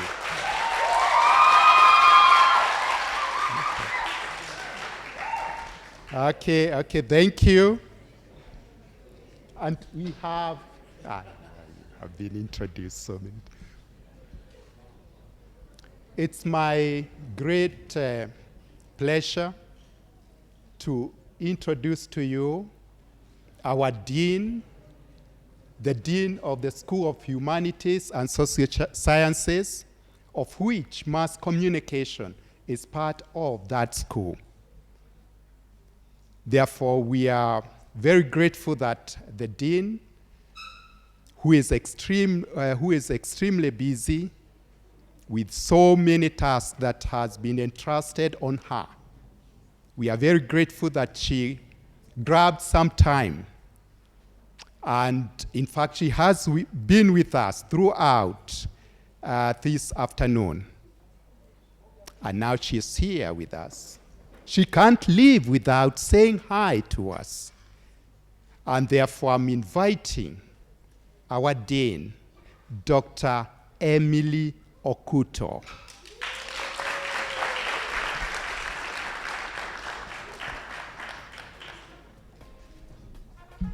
Thank you. Good afternoon. Hi, everyone. I can see people are leaving one by one. Is it the weather? Oh, no, you cannot leave on such a day. It's quite an exciting day. And I would like to state that actually I'm so impressed by what I have seen today. So I'm happy. I would like to take this opportunity actually to appreciate our guests, our speaker, Caroline Nekesa, who has been here. And I've really gained a lot from what she has talked about on brands. And I'm actually thinking of rebranding myself. Do you think I can rebrand as a person? Wow. I would like to appreciate what mass communication department is doing, and more so this Afrinaz communication. Actually, this is the first time I'm actually hearing about Afrinaz, and I'd like to thank Mr. Masharia for the work that you're doing with the students. And what is even more exciting, that today's occasion has been organized by students. Can we give ourselves a clap?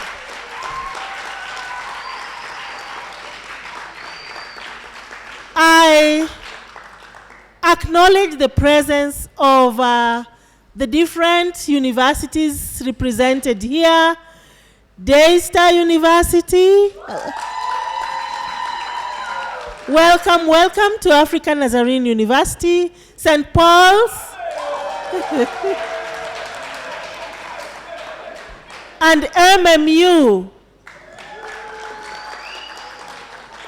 Of course, Nazarene University. Yes. So I'm happy that this is a student-led initiative and you are actually in touch. You are putting into practice what you've learned in theory. I was so impressed by one of you who was reporting in Kiswahili, and I saw. Now, that is what we call talent. And as your lecturers, we are very excited to learn that we have people here with great talent. So mine is to encourage you to develop your talents, be creative, be innovative, and today you are honored to actually meet and interact with people in the industry. That's what we are referring to as experiential learning. So when I see my guests sitting here, I'm very happy because when you interact with them, you are actually learning what is there in the industry. And so I believe I'm throwing a challenge to Afrinaz Communication. Now that you've rebranded and you've brought in, other than having broadcast journalism, you brought in the print media, you've brought in public relations. Could we think about having an Afrinaz newsletter that can come in every month? Something that we can identify with now that we've, yes. And so mine is not to give a speech, but just to invite another speaker who is going to come. She is the CEO of Public Relations Society of Kenya. Did I get it right? That is Sylvia Mwichu. Karibu sana. Now, as she comes, let us welcome her in style, as we also appreciate the previous speaker. Just rub your hands, and then you clap this way. You do 1, 2, 3, 4, 5. 1, 2, 3, 4. 1, 2, 3. 1, 2, and 1. Can we start? No, let's start again. Just rub your hands. Okay. 1, 2, 3.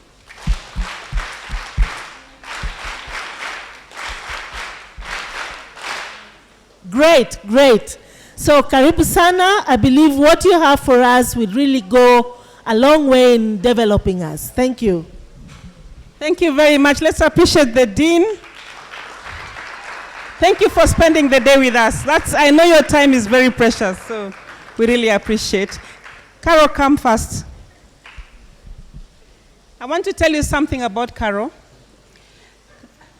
Carol is here because she's a member of PRSK.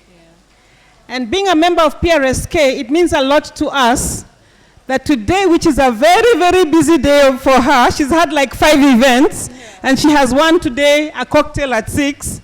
She still made it to come here. Can we appreciate her? I love my members, so thank you very much. You can have your seat. Yeah. So, as you heard, my name is Sylvia Mwichuli, and I am currently the CEO of PRSK. But a bit of history, I'm really glad that it is raining because none of you can leave now. A bit of history. Before I joined PRSK, I've worked for a number of organizations. I started out as a journalist. I was walking and there was a journalist talking behind me saying, I'm coming for the function, but I'm not in PR. News for you. Breaking news. There is a convergence now between PR, between journalism, and even broadcast. Today, the person we are hiring as a PR person must have the following skills. Must know how to write, must be able to produce content, must be able to do some graphic design. Even if you can do some websites, we'll be very happy with you. Okay? So I want to ask the question, in this room, who amongst you can do websites? Can we clap? Stand up, we clap for you. Yeah? Good, that's very good. Anybody on this side? Stand up, we clap for you. Yeah? Hey, look at that, very good. That's fantastic. Now, who among you can do graphic design? Stand up.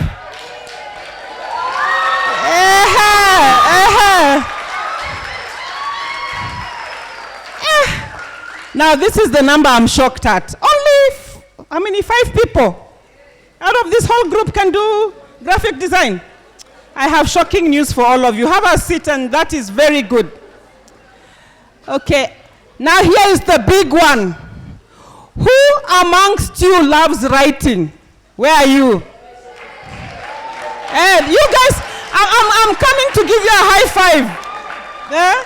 Oh, there are quite many. So there's your high five. There's your high five. Yeah? And there's your high five. Let me tell you why this group is very important. Just keep standing and look at them. Look at them well. Oh. Can you look at them? These are the guys who are going to get jobs even before you can breathe. Before they leave this university, they'll be having jobs. Yeah? And you guys will be wondering, who do they know? Who's their big relative? What they have is their writing skill, which is precious. So can we clap for them again? Have a seat. So let me start with some background about myself. As I said, I started out as a journalist. Writing for a newspaper which was called Kenya Times. Back in the day, it used to be called Kenya Sometimes because there are some days when it never, those who are older, they know. Some days the paper never used to come out because we didn't have money. It was a terrible place to work because they never paid us. Once in a while, our editor, who was a very famous editor, his name was Philip Ocheng, he would come to the office with a briefcase. He has come from Moi's house. And then he would tell us, today we are getting paid. And then that day would get paid a lot of money. And then after maybe 5 months without getting paid. But why was it important for us to work at that newspaper? That is the newspaper that has trained most of the top journalists that you see today. I can give you names. They all started at Kenya Times. It was a training ground. So when you go for internship, here is the warning. When you go for internship and somebody says they cannot pay you, look at the opportunity to learn and not the fact that there's no money in your pocket. Because some of you will go for internship and you'll be paid 30,000 and you'll call your friends on Friday, 20 to Kunywe. Oh, this is a Christian university, sorry. And then your friend will tell you they've not even been paid even 5 bob. So you start getting frustrated because here you are, you're working so hard at some place and nobody is paying you. So just remember the story I've told you. I worked in Kenya Times for 2 years.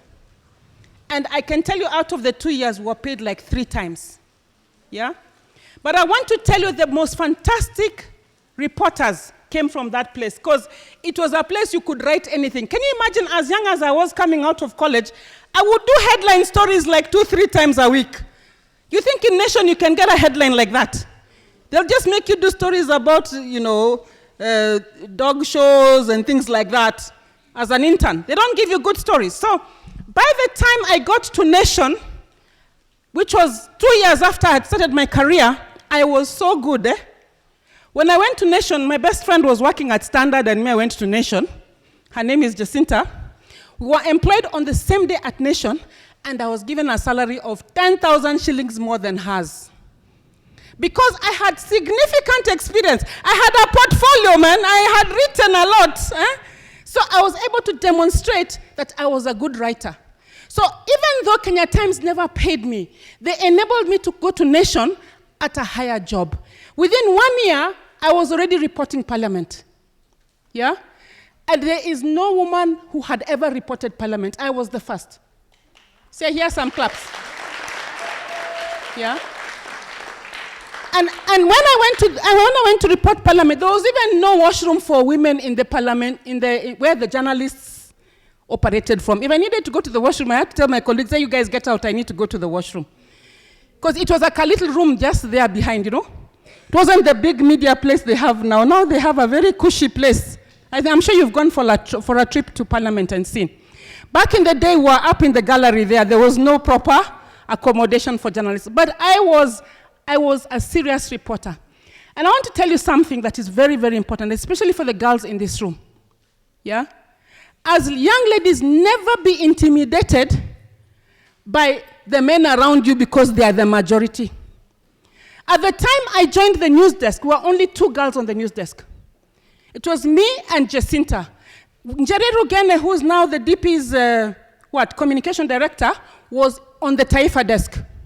So there was basically 3 ladies in the entire Nation Center newsroom.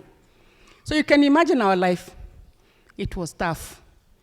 Yeah? One day, those of you in media class invite me to come and tell you how to survive in a newsroom as a lady. It's very, very tough. But I want to tell you something, that if you're resilient, if you're focused, if you know why you want to do what you want, you will always make it. Because within 1 year of being in the newsroom, I had been a feature writer, so I didn't know how to write news stories. On my very first day in the newsroom, our editor then, who was a bad guy called Mutegi Njau, I'm sure you guys have heard of him. He was legendary, as in mean to death. He gave me something called the Public Accounts Committee report. This report is like 2 books which are 800 pages. My first day in Nation, I've come from Kenya Times. We used to use typewriters. Here they use computers. We never used to be paid. Here they're in a cushy office. I was just like in shock. Like the transition was so shocking. I can't tell you how crazy it was. On that day, when this man gives me this Public Accounts Committee, which has all the scandals, like who has stolen money, whatever. And he tells me, give me a story. I have never written a news piece. Remember what you guys are learning in school here. Sometimes it just looks so theoretical. When you get into the newsroom, it's another ball game.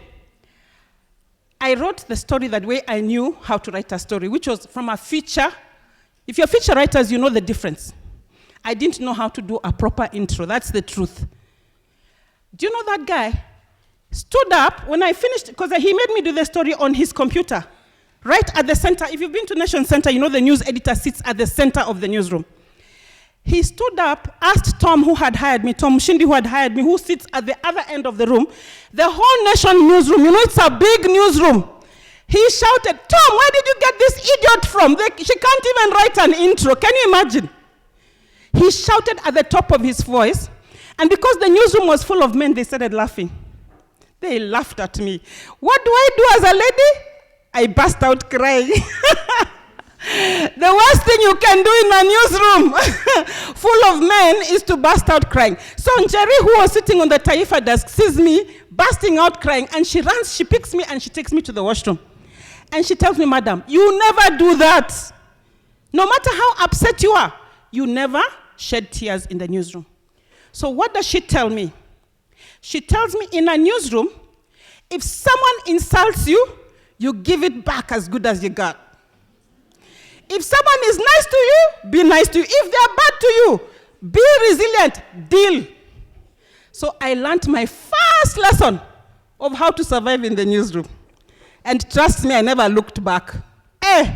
You know the worst thing you can do to a man in the presence of other men is to insult them, right? So I learned my lesson. If you tell me something that is unpalatable, I will give you something unpalatable. I couldn't even believe I was able to do that as a good church-going Christian girl. But I realized that it was a survival technique. And trust me, after my first year in that newsroom, where Mutegi had made me cry because I didn't know how to do an intro, what did I do? I used to go to the library every day before I write my story. If I've gone to write a story, they used to give me shady stories, but if I went to write a story about something, I would go to the library, look for a similar story, learn how the intro was done, how was the story done, and then I come and do my story. So I learned to learn from others, and that was my biggest lesson, that you don't have to be a good writer. You can learn how to write. It's like driving. The more you drive, the better you come. The first day I drove my car, I had an accident. It was ridiculous. I didn't know how to brake or how to accelerate. And I'm sure those of you who have driven before, you know that drama when you're just a new driver. So it's the same thing with writing. The only way to become a good writer is to do what? Is to write. Now guess what? This story is very sweet. At the end of my first year in Nation, I was the first woman to receive the Nation Reporter of the Year award. My first year. And guess what? My second year too. I used to kimbizana with those stories. Now I became a political writer. Yeah? And one thing I discovered, that nothing happens for free. When you have an experience, that experience moves you to the next experience. My experience at feature writing became so valuable when I became a political writer. Because I would go to Parliament, and things would happen in Parliament, funny things, And the boys who were with me, they're waiting for a speech saying, he said, she said, he said, she said. And I would write a story, what you call a color story. Like what I'm seeing. I write a story, the editor decides to drop the story, the big story on the floor, and carry my story because my story had a heart. I would write about the things I'm seeing, the funny things those parliamentarians used to do. Yeah? And believe you me, in a week has 5 days, I would get 4 headlines. You're not clapping for me. You think getting a headline in Nation is an easy thing? There are people who have been in Nation for years and they haven't ever gotten a headline. Yeah? So I'm trying to tell you that you do not need to waste your pain. There's pain that you go through as a young person. You're going to go to for internship, you're going to be treated badly, and trust me, guaranteed, wherever you go as a young person, you will never just have a smooth journey at you. Even if you go to work for Nekesa, she'll stretch you. She'll just tell you to do things that you don't know, and that is painful. But what I always tell young people, do not waste the pain. Use the pain as an opportunity to learn, and stop complaining. Yeah? The day before yesterday, a friend of mine who owns an agency called me, and she told me something very shocking. A young lady who they had just given a job. She came in as an intern, and then they employed her. Now, understand one thing. If you're going to work for an agency, there is no fun there. You're going to deliver. You are going to deliver. There is no jokes. Eh? So this young lady has been given assignments. She cannot deliver. Eh? So what does she decide to do? She decides it's too much. She has only worked for 3 months. She decides it's too much, and she says she's resigning. So this lady knows that girl is a member of PRSK. So she calls me and says, I need you to talk to this girl to understand that there's nowhere she's going to go where there's no pain. Pain is everywhere. So I talked to the young lady. You know, the young lady told me, I've talked to my mom, and she says, it's never really that serious. Now listen, if she was my daughter, me and those African mothers, don't you dare. In fact, when this girl was talking to me, my daughter was next to me, and I told her, hey, where jaribu kitu kama hii uone kama, how life will be. I mean, what is that?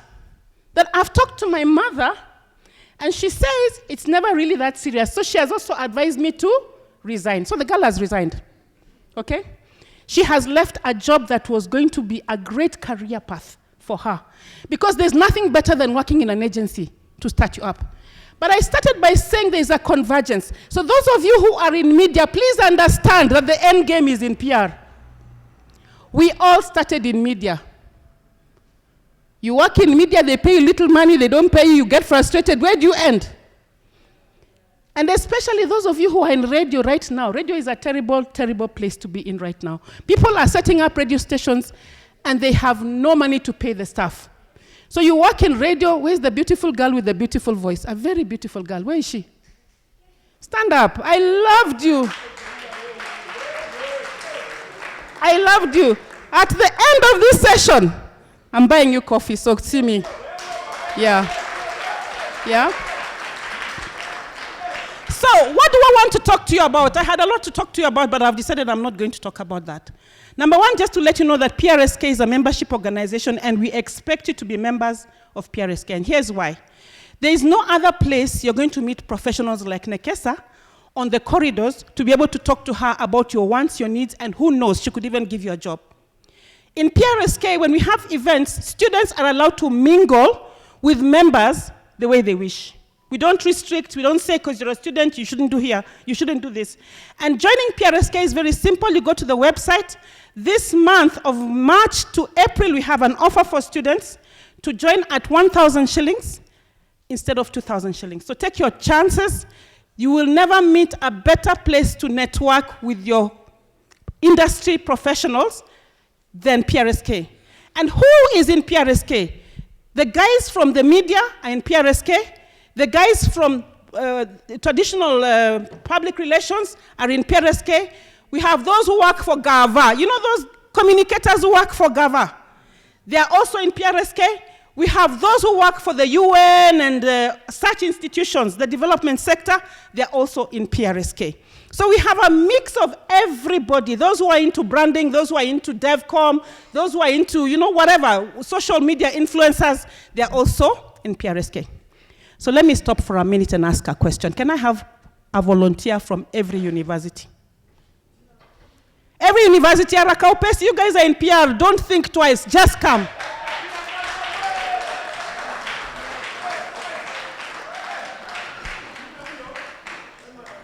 Which university is not here yet? That is, Which university?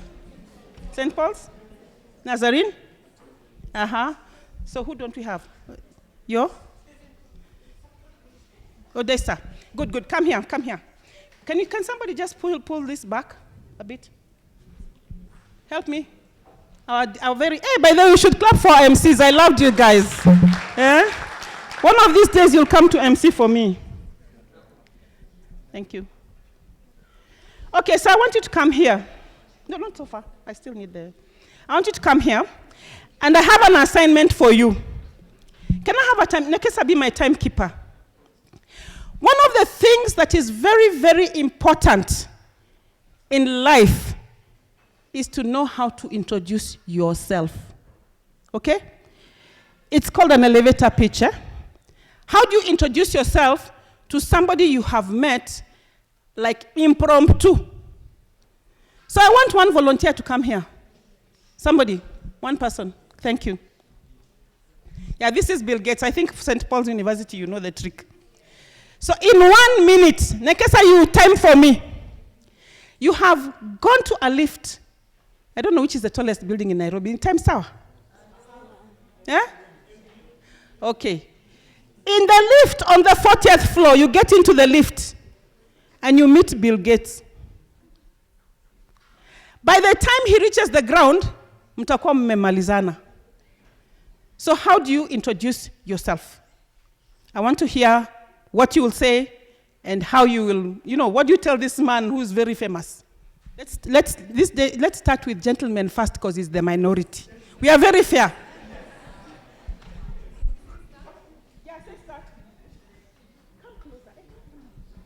You're in a lift. Hi, pleasure to meet you. I'm Maina Kimani Victor from University of Multimedia, taking bachelor degrees in applied communication. I've heard that you're talking, your idea of AI. So I'd like to tell you that Multimedia University of Kenya, where we ride on technology and innovation, is a great institution whereby you can get individuals who can help you spearhead your idea in Africa. In that, because in Multimedia University, we believe in impacting a student in that. We believe an iron can only destroy itself by its own rust. So this institution is best known for producing Thank you very much. Yeah, 1 minute, yeah. So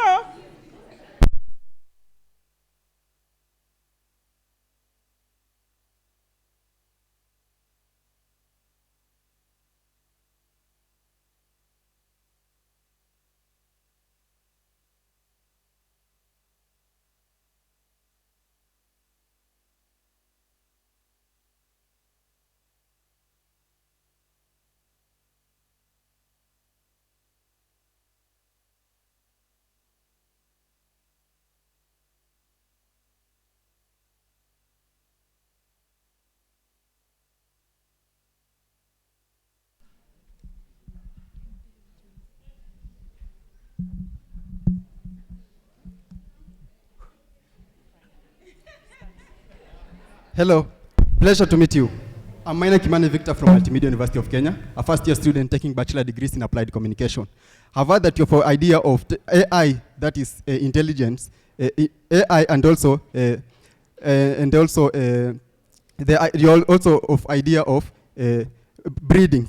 So I'd like to tell you that Multimedia University of Kenya, it's a well-known university in the country right now, and also taking part in Africa, that you can get students who are intellect in terms of expanding the field of engineering to help you with the idea of AI and to broaden more. In that, to explore more, not only in Africa now, but also worldwide. So Multimedia University, thank you.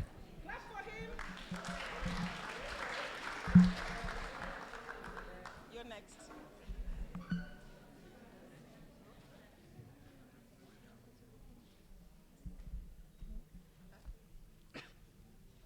Hello, I'm Michelle Amota from Africa Nazarene. Take as a guest.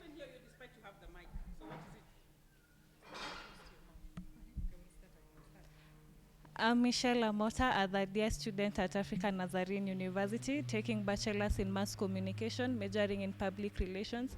However, I also have interest in print media. I've done a few writings, but haven't been published yet. I heard you're here in Kenya for you're visiting Kenya for an event, and I was wondering if I could do a biography of yourself, if you don't mind.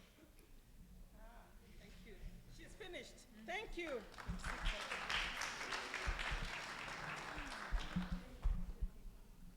Good morning. My name is Purity Kiari. I'm a student at DISTA. I'm doing computer science and communication. And your company is known to be the best of employers in the computer field. And I want to tell you that I'm one of the best UI UX designers. So I'd like to have I'd like to give you my portfolio via email, and then you can contact me for in case you need to offer a job or any training experience. That is. Thank you.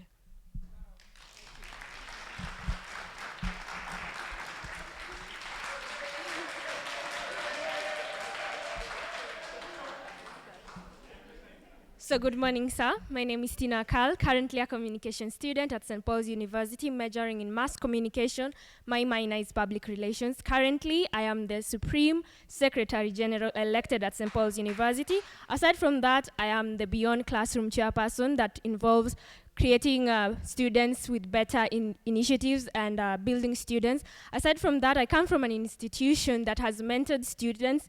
An example is Ecobana that has really measured and trended in the whole world. Apart from that, we have the best Miss Peace, that is Rehema. She attended the Miss World University and won Miss Peace Award. This is just a snippet of what St. Paul's offers, and I request you see in us and equally come to our institution and sponsor us. Thank you.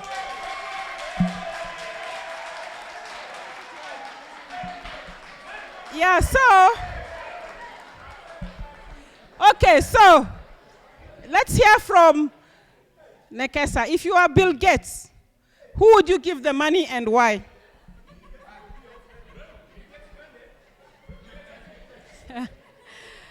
That's a very tricky question, because for sure, if I was me, Caroline, Bill Gates, I would give everybody. But I am not him. But assuming that I also had his money, I think I have two candidates, I may be. Yeah, I think her.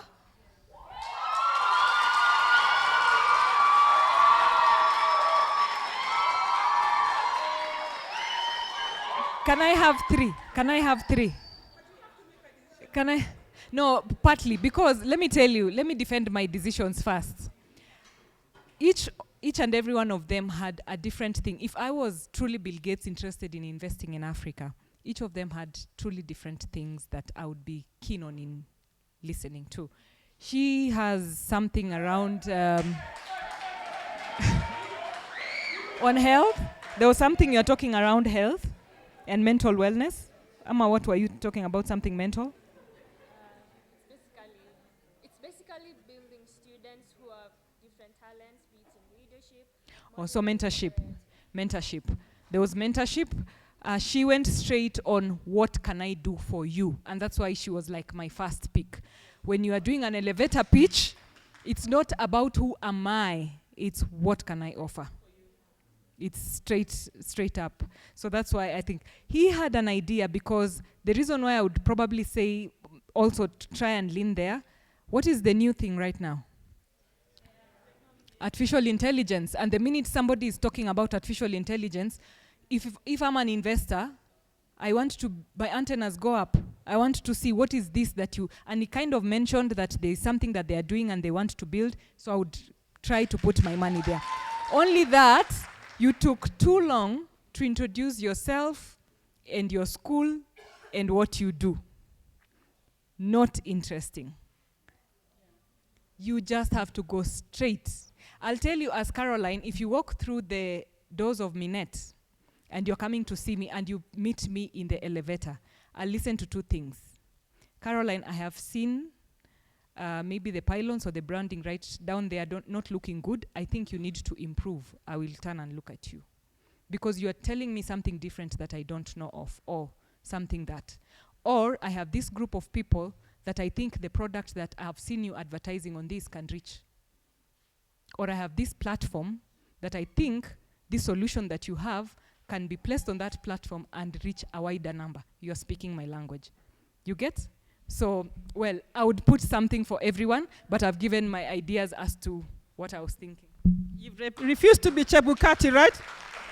Okay, let's appreciate them and thank you. Have your seat. Yeah, this exercise is always very important. And if we had time, we'd have done an elevator pitch for the universities.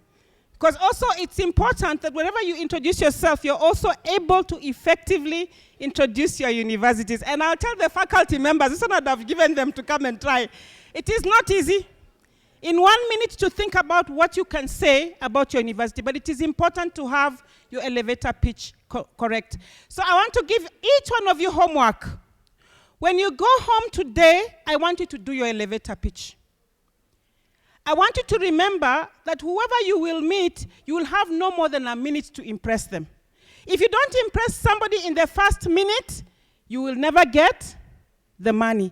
I told a story when I was at SPU about a group of young people that I sent to Zambia for a conference. And these young people, we told them, I used to work for an organization called AGRA, which is a big agriculture, I know you've never heard of them, but it is a big agriculture organization. And it was started by the late Kofi Annan. So this organization, their main thing that they do is financing for agriculture. So I told these young people, when you go to this meeting, the people you meet on the corridors, those are billionaires, people who have cash to invest in agriculture.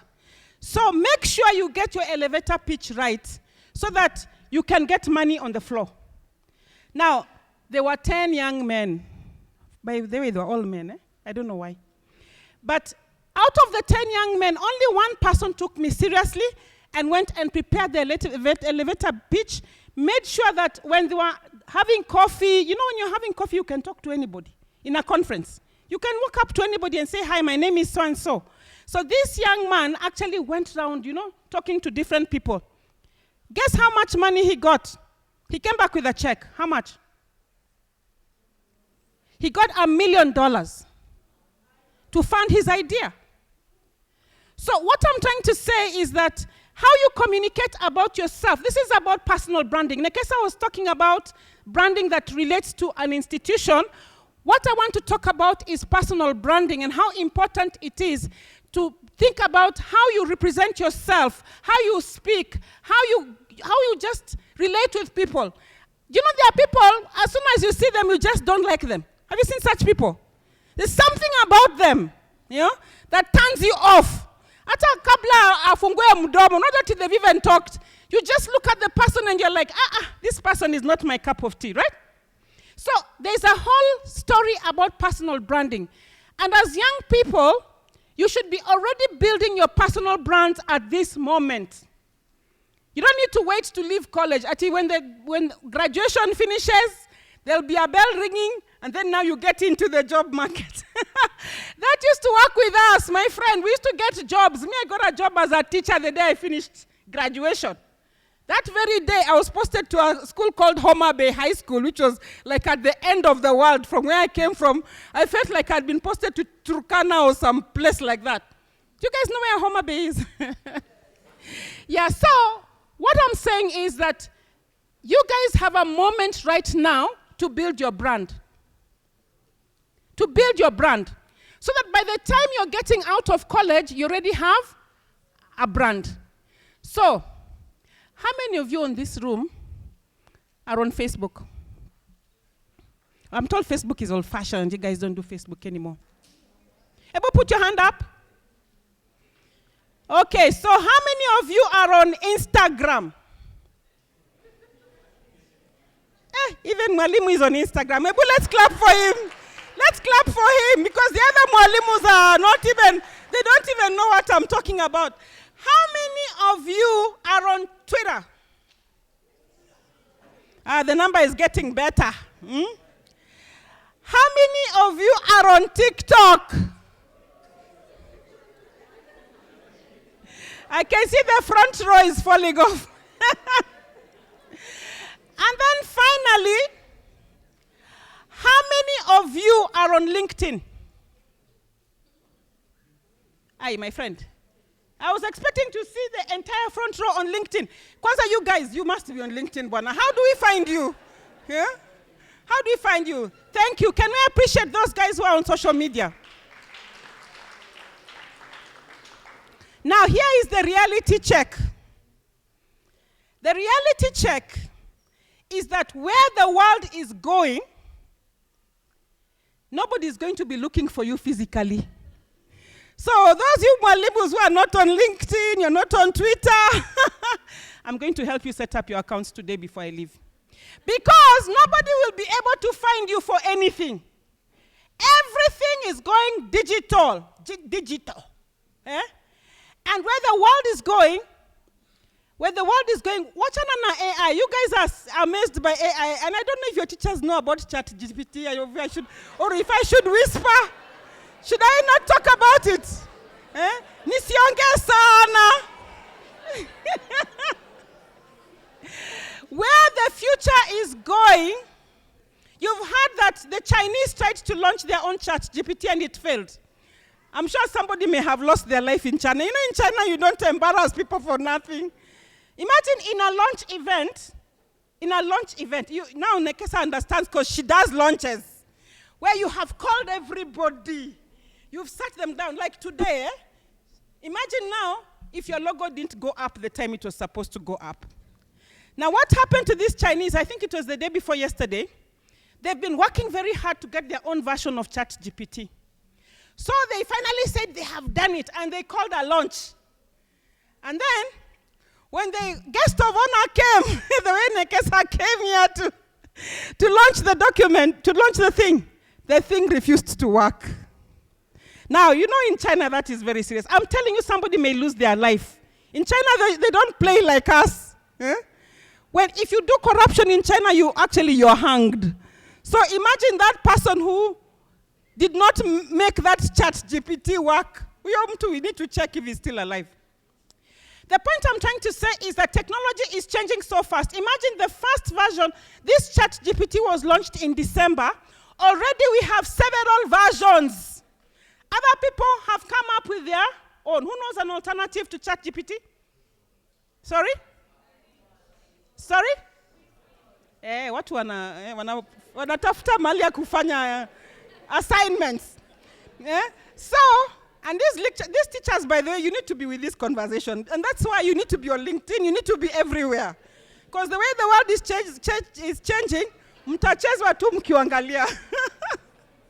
So what I'm trying to say is that in the world of the future, the world we're looking at, and when I say the future, I'm talking about the next 5 years.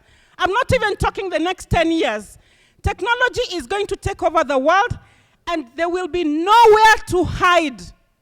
There's nothing like being a technophobe. You just must get with the program. So, as you think about your personal branding, you also need to think about your visibility. How visible will you be in the next 2-3 years? Where will people find you? How will they find you? How will they know what you believe in and what you do? All right? So how many of you here, first of all, let me ask a question. Who are the biggest influencers in Kenya?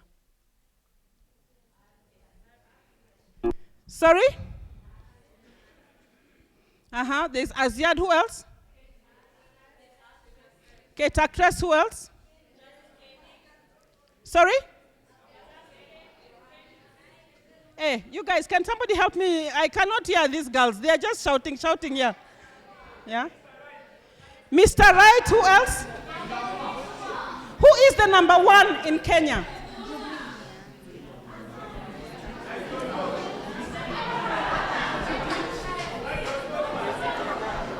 Yes?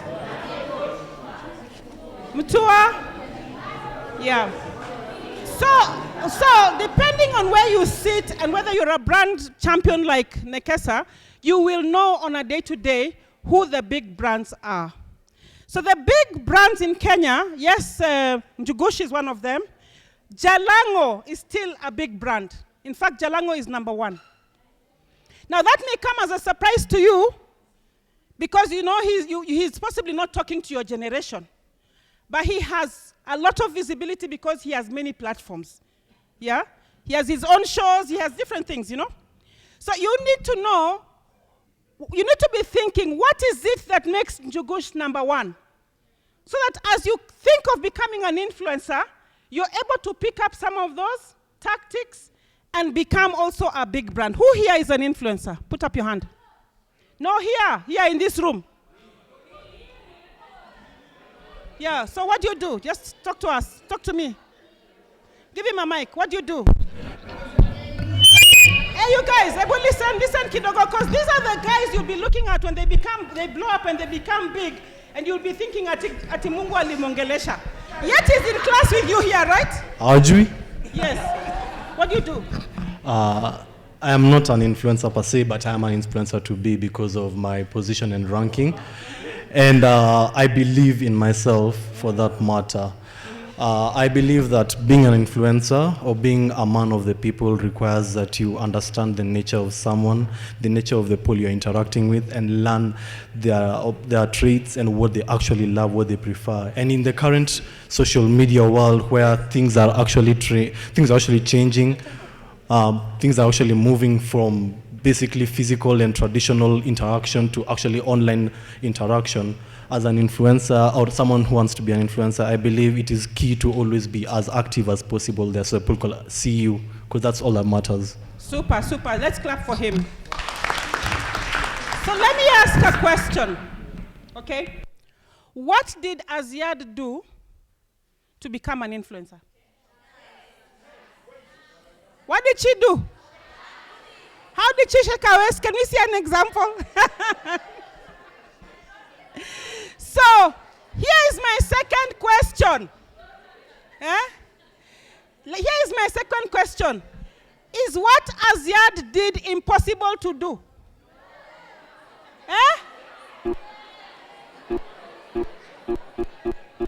Is it hard? It's hard to dance. Is it really that hard? If you practice like for 3 days? What are you saying? I want to hear what you're saying. I'm saying there's some people who cannot dance naturally because of the 2 left feet. Yeah. Okay, we agree. We Kubali, there are people who are not gifted by God. They cannot dance to save their lives. But generally speaking, even me, give me time, I can do that style. And I'm speaking as a mother of a 23-year-old. Okay? So what I'm trying to say is that these things are about perception, about your attitude, and understanding who you want to follow you. Aziad understood that she wants these guys who love watching dance videos. That's because there are a lot of dance videos. There are Muindis there trying to dance their thing. If you go on TikTok, you'll see some Masai jumping up and down and he has followers. So what is so hard about what Aziad did?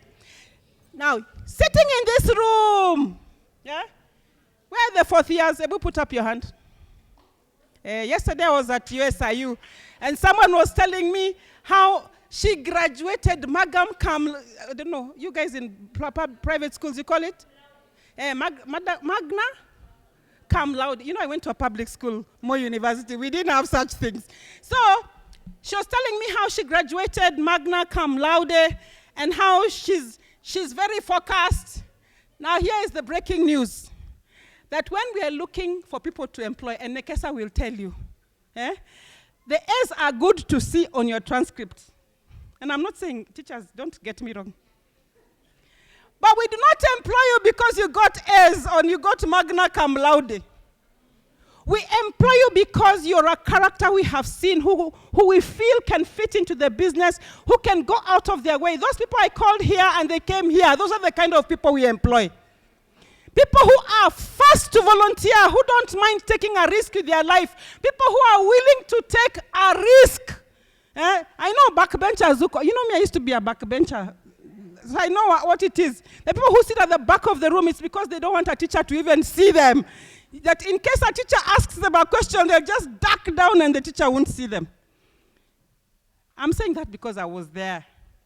But I want to tell you, if you want to be successful in a career in public relations, a career in media, these things go together. You have to be outgoing, you have to be bold, you have to be willing to take a risk and willing to do things in a different way.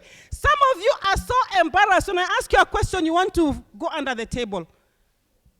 My friend, you're in the wrong career. Maybe you should change and go and do psychiatry, counseling, you know those careers where you do one-on-one. Yeah? The truth is, the people who are going to win in careers in marketing, PR, communication, have to be bold and they have to put themselves out there. So I want to end by just telling you a couple of things. What skills are we as employers? Because I'm an employer. Number one, I'm the CEO of PRSK, but I also have my own agency. And we employ young people. Nekesa is also an employer.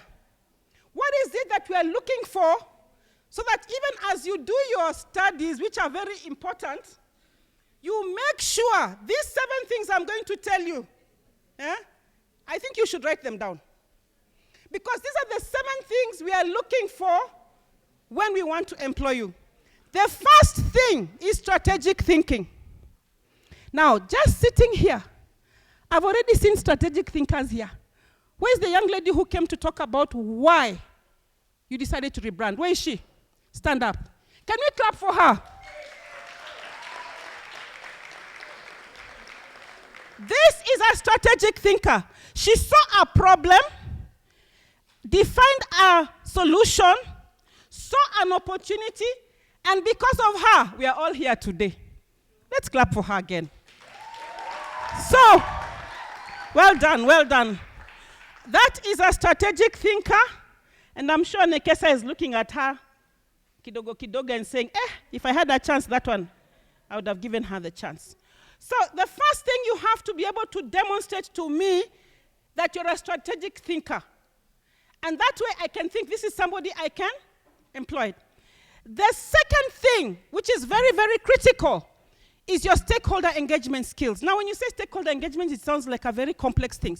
But it is about how you relate to each other. As we're going around in groups, that mingle, I already saw the kind of people I can work with. Because there are people, you even ask them, hi, what's your name? Because every group I went to, and those who are in my group will bear witness, I introduced myself and asked you what your name was. And I was looking at you straight in the eye. There are people who can't even look at you straight in the eye when they are saying their name. Now, you can't look at me when you're saying your name. How will you deal with a serious wahala when it comes up? Yeah? So how do you engage with people? When you go into a room like this, yeah?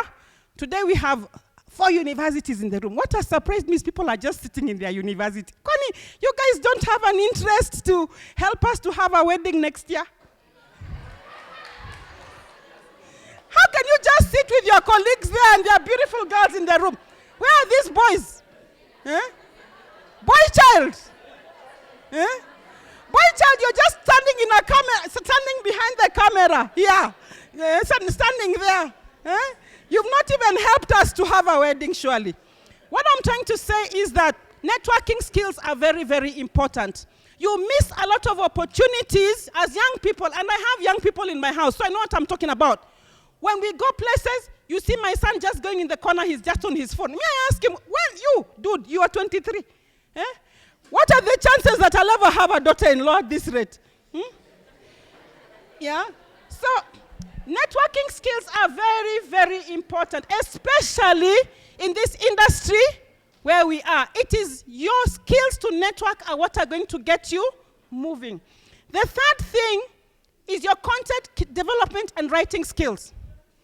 Now, I want to say one thing. As I said before, writing is like driving a car.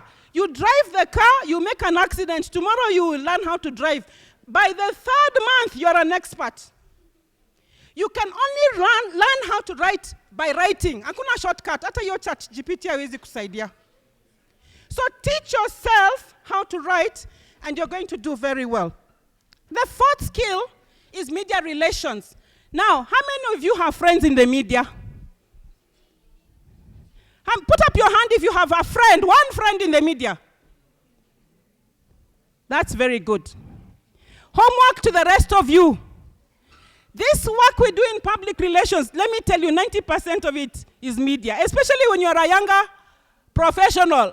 Tunataka kujua, how many media people do you know that you can call and we get a story?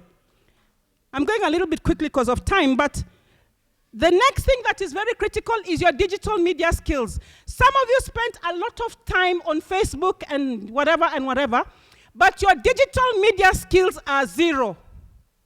Yeah? I asked earlier who can build websites. Only 4 people in this room. Where we are going, all of you will have to learn how to build websites. I'm telling you guys, if you cannot do these things, tell your parents you need to go and do psychology or another course. These creative courses, communications, media, we are not going to be able to employ you if you do not have good digital management skills. Reality check. I'm just telling you the truth. Yeah? So if you can't build a website, if you don't even know how to set up proper social media accounts, if you don't know how to do content for media, social media, the only thing you know is to post yourself when you've gone out on a sherehe with your friends. Eh? Those bad pictures, by the way, those bad pictures will haunt you, because as an employer, as soon as you give me your name, the first thing I do is check your socials. And if I check your socials and the last thing you posted is how you got drunk on Friday, do you think I'm going to employ you? Do you think I'm going to employ you? You must always remember that social media never forgets. So whatever you post there is there for eternity. Your great-grandchildren and your great-great-grandchildren are going to see how you used to sherehe and what you used to do. So be careful about what you post and focus on building useful skills. There are so many free courses online. I don't know how many of you have ever taken a free course on social media. There are so many. So take them and build your skills. Second last, I know is your ability to do social media analytics. Let me repeat that. Data has become very, very important in the work that we do. And analytics is also very, very important. So are you able, for example, at the end of this event, you can try out. At the end of this event, see, they've been doing social media. Can you do the analytics for this event? And be able to give us a report and say, this event happened on this day, and this is what came out. Yeah? Now, if you're going to Nekesa and you tell her that I can actually do data analytics, you know that you're saving her a whole agency. She does not have to hire an agency. Trust me, she will hire you in a minute. Because these agencies that do data analytics are very, very expensive. So if you're to walk through the door and tell her, look, I have a skill, I can do social media analytics, trust me, you will not last before getting a job. So we're looking at how do we become competitive, yeah? And can we do things that can even give us money, even as we walk around here as students. The final thing is that personal brand. I want to go back to the personal brand, because there's an advert that used to say that image is nothing. Do you remember that advert? Oh, you guys are too young. This is an old Sprite ad. It used to be in the 19, I don't know which. The ad used to say, image is nothing, thirst is everything. I think the front table here remembers that advert. I want to tell you that image is everything. Where you're going, image is everything. How you dress, how you look, how you present yourself. Please, for heaven's sake, when you're going for an interview, never, ever talk in Sheng.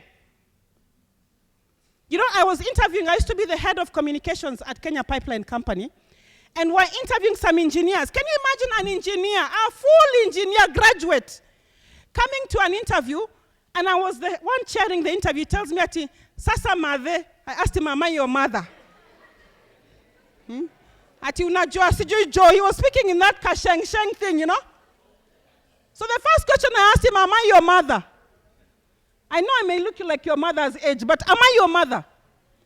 So you must make sure that you learn how to speak proper English. When you're going for an interview, project yourself in the right way. And I know it is fashionable to mix English and Sheng for you guys. But when you go to an interview room, that is a no-no. Never, ever do such a thing. Figure out where you're going for your interview and make sure you dress the part. If you're going for an interview in an agency, you can go a little bit casual and it's fine. If you're going for an interview in a parastatal, you know these Kenyan parastatals are still old school. Eh? If you don't show up there for the men with a tie and a suit, you've already lost the job. Yeah? So figure out how your image, how you're going to present yourself to a particular employer, and make sure that you do the right thing in terms of your dress code. I want to address one last issue. And this has nothing to do with public relations. But I can never miss the opportunity to talk about this because I'm a mother of 2 children and a mother to many. Yeah? I want to talk about something called mubabas and mumamas. Yeah. This is a very serious matter, and I know that your lecturers are here, but I need to say this. I need to say this.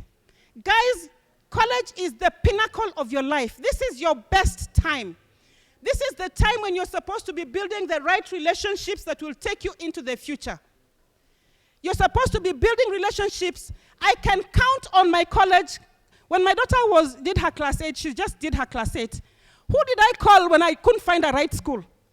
I called my college classmates.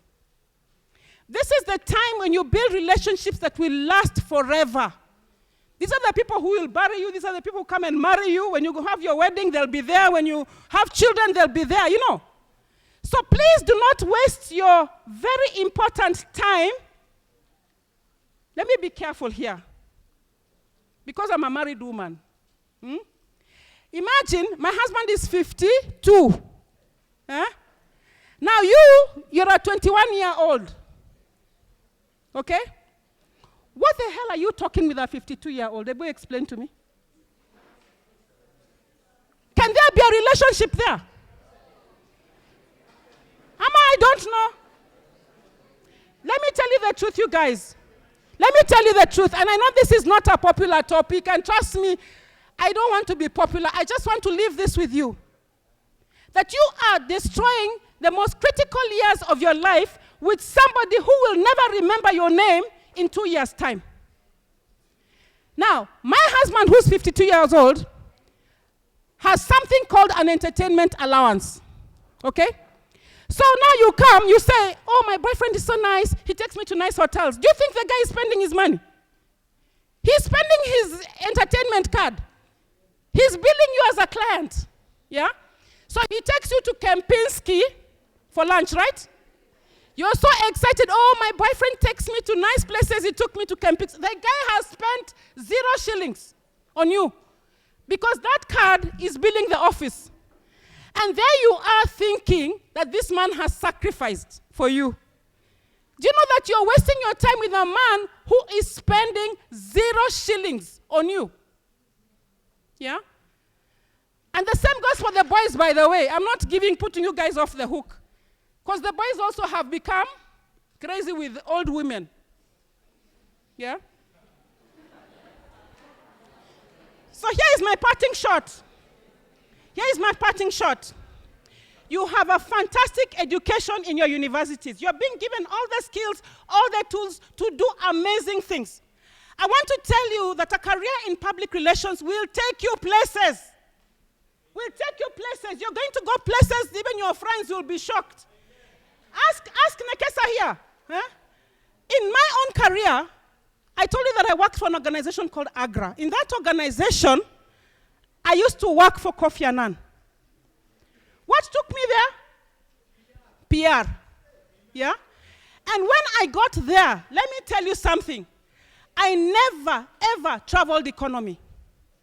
Never. Wherever I went, I traveled business class. I never, ever stayed in a 3-star, 4-star hotel. Wherever I went, even if it was in London, New York, or Germany, or wherever, I stayed in the top hotel in those towns. Yeah? I have met people who I cannot even begin to tell you. I have met Bill Gates. I have hosted Melinda Gates. I have met Howard Buffett and hosted him. I have hosted all manner of people because of my job. This job gives you opportunities to meet the greats of the greats. It opens doors for you. Yeah? So why in heaven, instead of building your career and getting it right from where you start, why would you be wasting time on a mubaba or a mumama? This is the best career in the world. Imagine a career that takes you to places that even the president has never been. Yeah? So, go back to the 7 skills I have given you. Okay? The 7 skills I have given you. If you get those 7 skills right, yeah? If you're a strategic thinker, if you're able to do your communication right, if you're a good content creator, you can do writing. If you're a good networker that when you get into a room like this, you don't sit next to your best friend. You go and sit next to someone else and find out about them. Yeah? If you're able to be able to do your digital marketing and digital skills right, trust me, and you will remember me. When you first get on that plane and sit in a business class seat, my friend, the feeling is amazing. You will remember this conversation. Because you'll have done the right thing at the right time. This is the right time for you to build your career. This is the right time for you to get things moving. You don't have to wait to graduate. There are very, very famous influencers who are still in college. So why are you not doing it right? So thank you so much for your attention, and I do hope that we'll get to meet another time. Thank you. Thank you.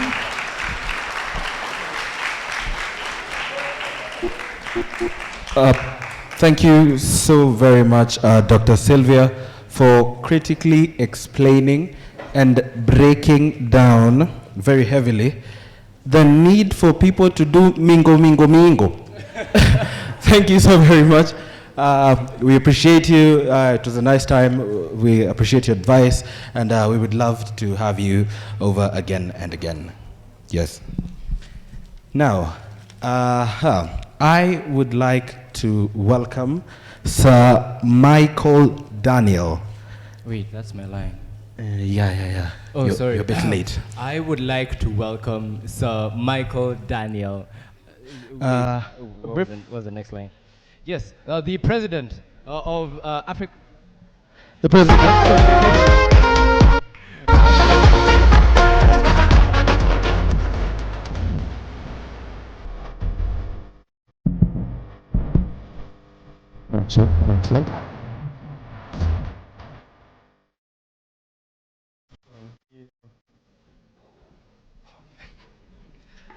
Hi, how you doing? So I went to this journalist's house, and I found that she had a couple of tomato sauces, basically a lot of sauces, choma sauce, barbecue sauce, tomato sauce, and she had put them all aligned on her dining table. And what was peculiar was that she had actually covered the labels of the sauces, or she had removed them. And when I asked her why, she told me a journalist prefers anonymous sources.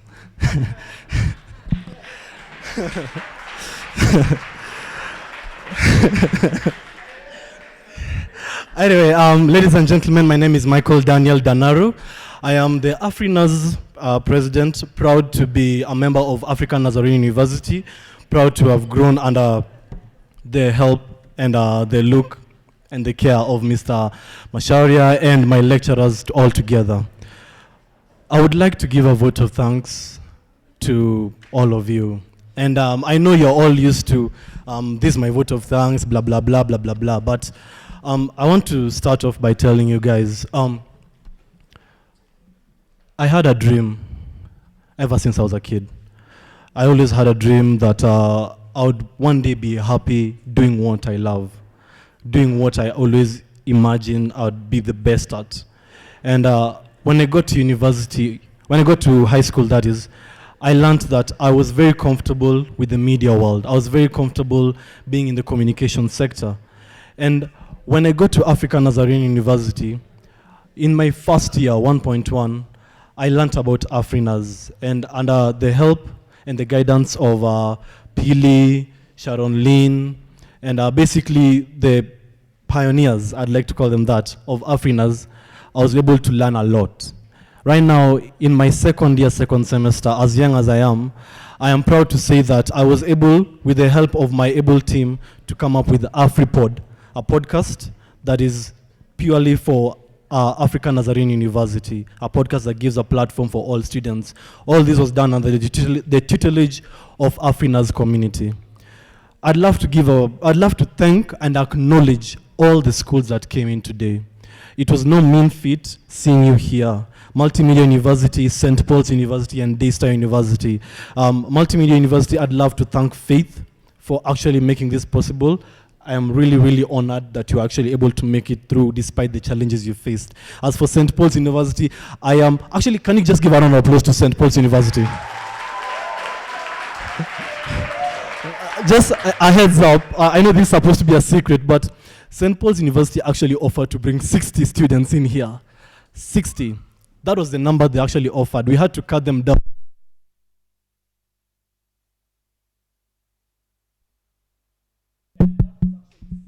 Kanonga. We are very proud of that. Daystar University as well, I am really, really honored to have a powerful university as yours actually coming to Nazarene University. We believe that this is just the beginning of more stronger affiliations, better ties. Thank you so much. I'd also love to acknowledge the presence of our honorable guests. Our honorable guests who actually came through for us, I'd really love to thank you so much. Madam Caroline Nekesa, I apologize for the slight error in your introduction. Thank you so much for actually gracing us with your presence, your knowledge.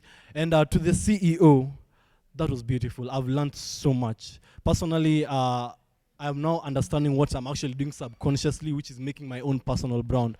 And that makes me understand that as a student, as a media personality to be, I need to be more cautious and conscious of what I do in the media sector. That is really powerful, and I'm really grateful for that. I believe majority of us, I speak for many when I say that you've actually blessed us with more knowledge than I thought we could have today. I'd love to also thank the Dean of Humanities. Can I just give a round of applause to the Dean of Humanities? Thank you so much, Madam Okuto. It's actually a blessing and more than enough that you are actually here to grace us and show us the way as a mass communication department. In absentia, I'd love also to thank Dr. Kari Kingare, Dr. Ogutu in absentia too, and Dr. Nancy. I'd love to thank them too. Finally, as I wind up, I'd love to recognize the strength and the ability and help of all the Afrinaz members. The task force, all that you see here, everything that you see here was purely done by students. No lecturer, no teacher was actually put in to give us ideas on what should happen. This logo, as you may see it here, was purely the design of Bildad Mbudia, our graphics designer. This was his work. The idea, Charlene was actually the brainchild of the idea, and we thank her for that. Mr. Masharia himself gave us a platform to execute this, and we want to tell him that thank you so much. May God keep on blessing you. And finally, I'd love to give a shout out to my personal team members, specifically Anna Wegulo, if she's around. She was in charge of the floor space and organizing everything. At the time, I actually had to call her at 1 o'clock. Can you confirm that food is around? Make sure that our guests actually eat. She was in charge of that together with the team that was in charge of refreshments.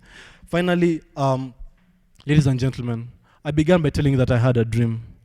And that dream was not a nightmare. It was a blissful dream that has finally been executed in reality. It has been fleshed by Afrinaz community.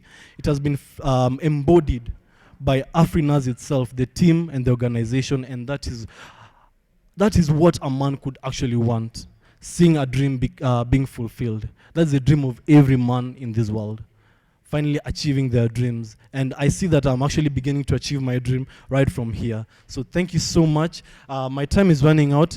We couldn't let our guests walk away just like that.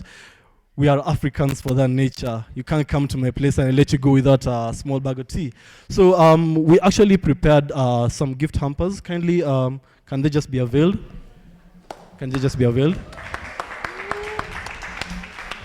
I'd love to call Madam Nancy Kongo to actually help me gift our special guests this. Kindly, Madam Caroline Nekesa and Madam Sylvia, kindly may you approach the stage, please.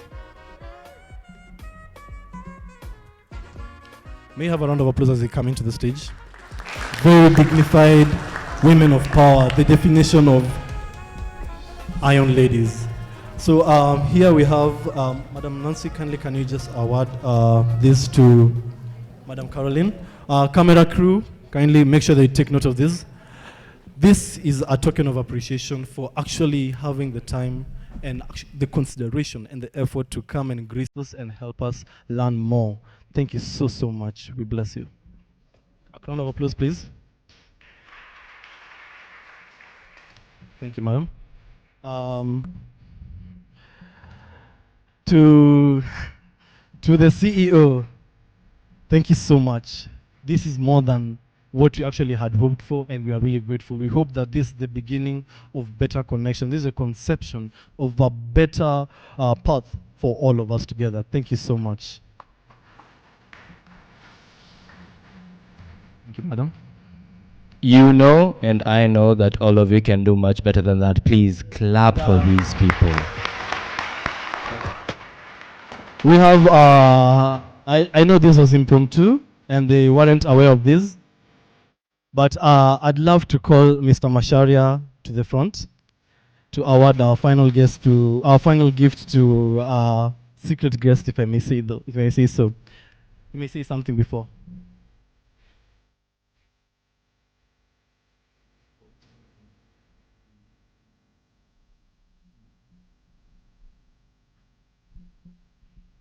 Bwana asifiwe. Praise the Lord. Now I'm speaking like a preacher. This is the side of my brand. I'm a preacher of the gospel. Now, all of us have got, I think, of course, all of us come from somewhere. I know you're wondering where I'm going with this. Our speakers said they have children, they are married, they have family. And today we have got a very, very special guest that rarely shows up in this kind of meetings. Yeah? And that special, is it guest or guests, are none other than the parents of our very own Danaro. Danaro's parents are in the house, and this is Mr. and Mrs. Holmes. Linda Holmes, yeah? Please come up to the stage. Yeah, come up. I'm going to invite the dean. I'm going to invite the dean to present. Oh, okay, that's fine. Let's give a round of applause. Yeah. Thank you so much for gracing this event. Thank you so much for being there for Danaro. You have done a good job. What do you guys think? Yeah? Yes, they have done a very good job. God bless you, and please come for many other events. We love having you present in our lives, yeah? Amen? Amen, thanks. Thank you so much. Thank you so much, Mr. Masharia. Thank you so much to my mother and father over there. I'm really grateful for this. They say that journalists are the laziest of all people in the career industry because they never have accurate sources. The source of this, Wikipedia. Anyway, of course, we need to officiate this ceremony, and as in the Kenyan tradition of all kids, if we were all kids, a ceremony is not a ceremony without a cake. So we had a cake prepared for Afrinaz, and we wanted to share it with you all because you came in to watch the conception of a new organization, the rebranding of Afrinaz itself. Kindly, as they are bringing in the cake, DJ, can you take us through? Thank you.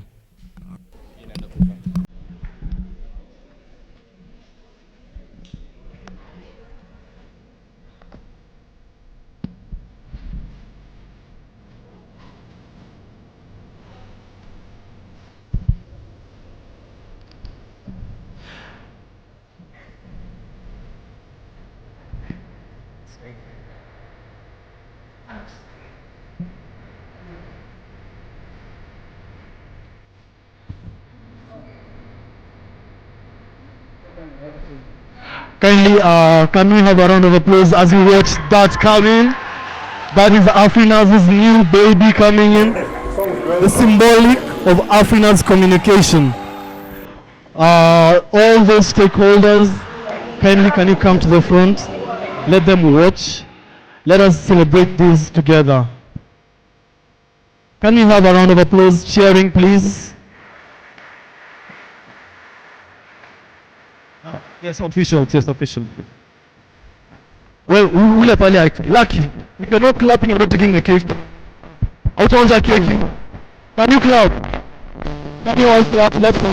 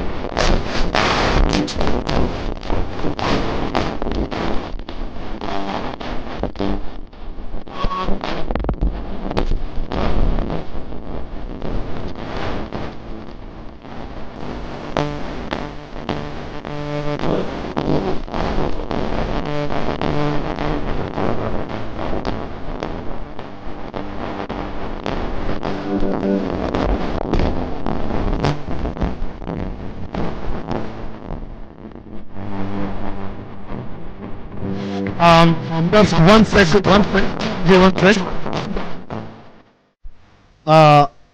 May I have your attention? Can you all just raise our hand as if we have an imaginary toast? Or if you have a bottle, just do that. As if it's an imaginary toast. Yes.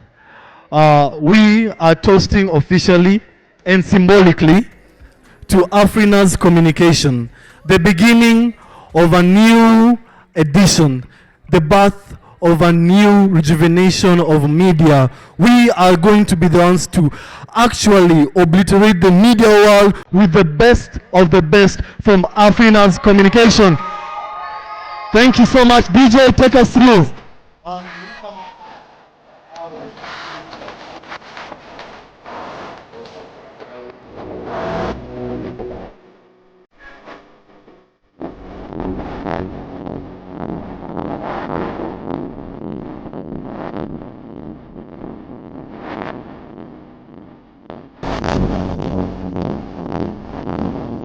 In 3, 2, 1, can I hear you say Afrinaz communication? 3, 2, 1, Afrinaz communication!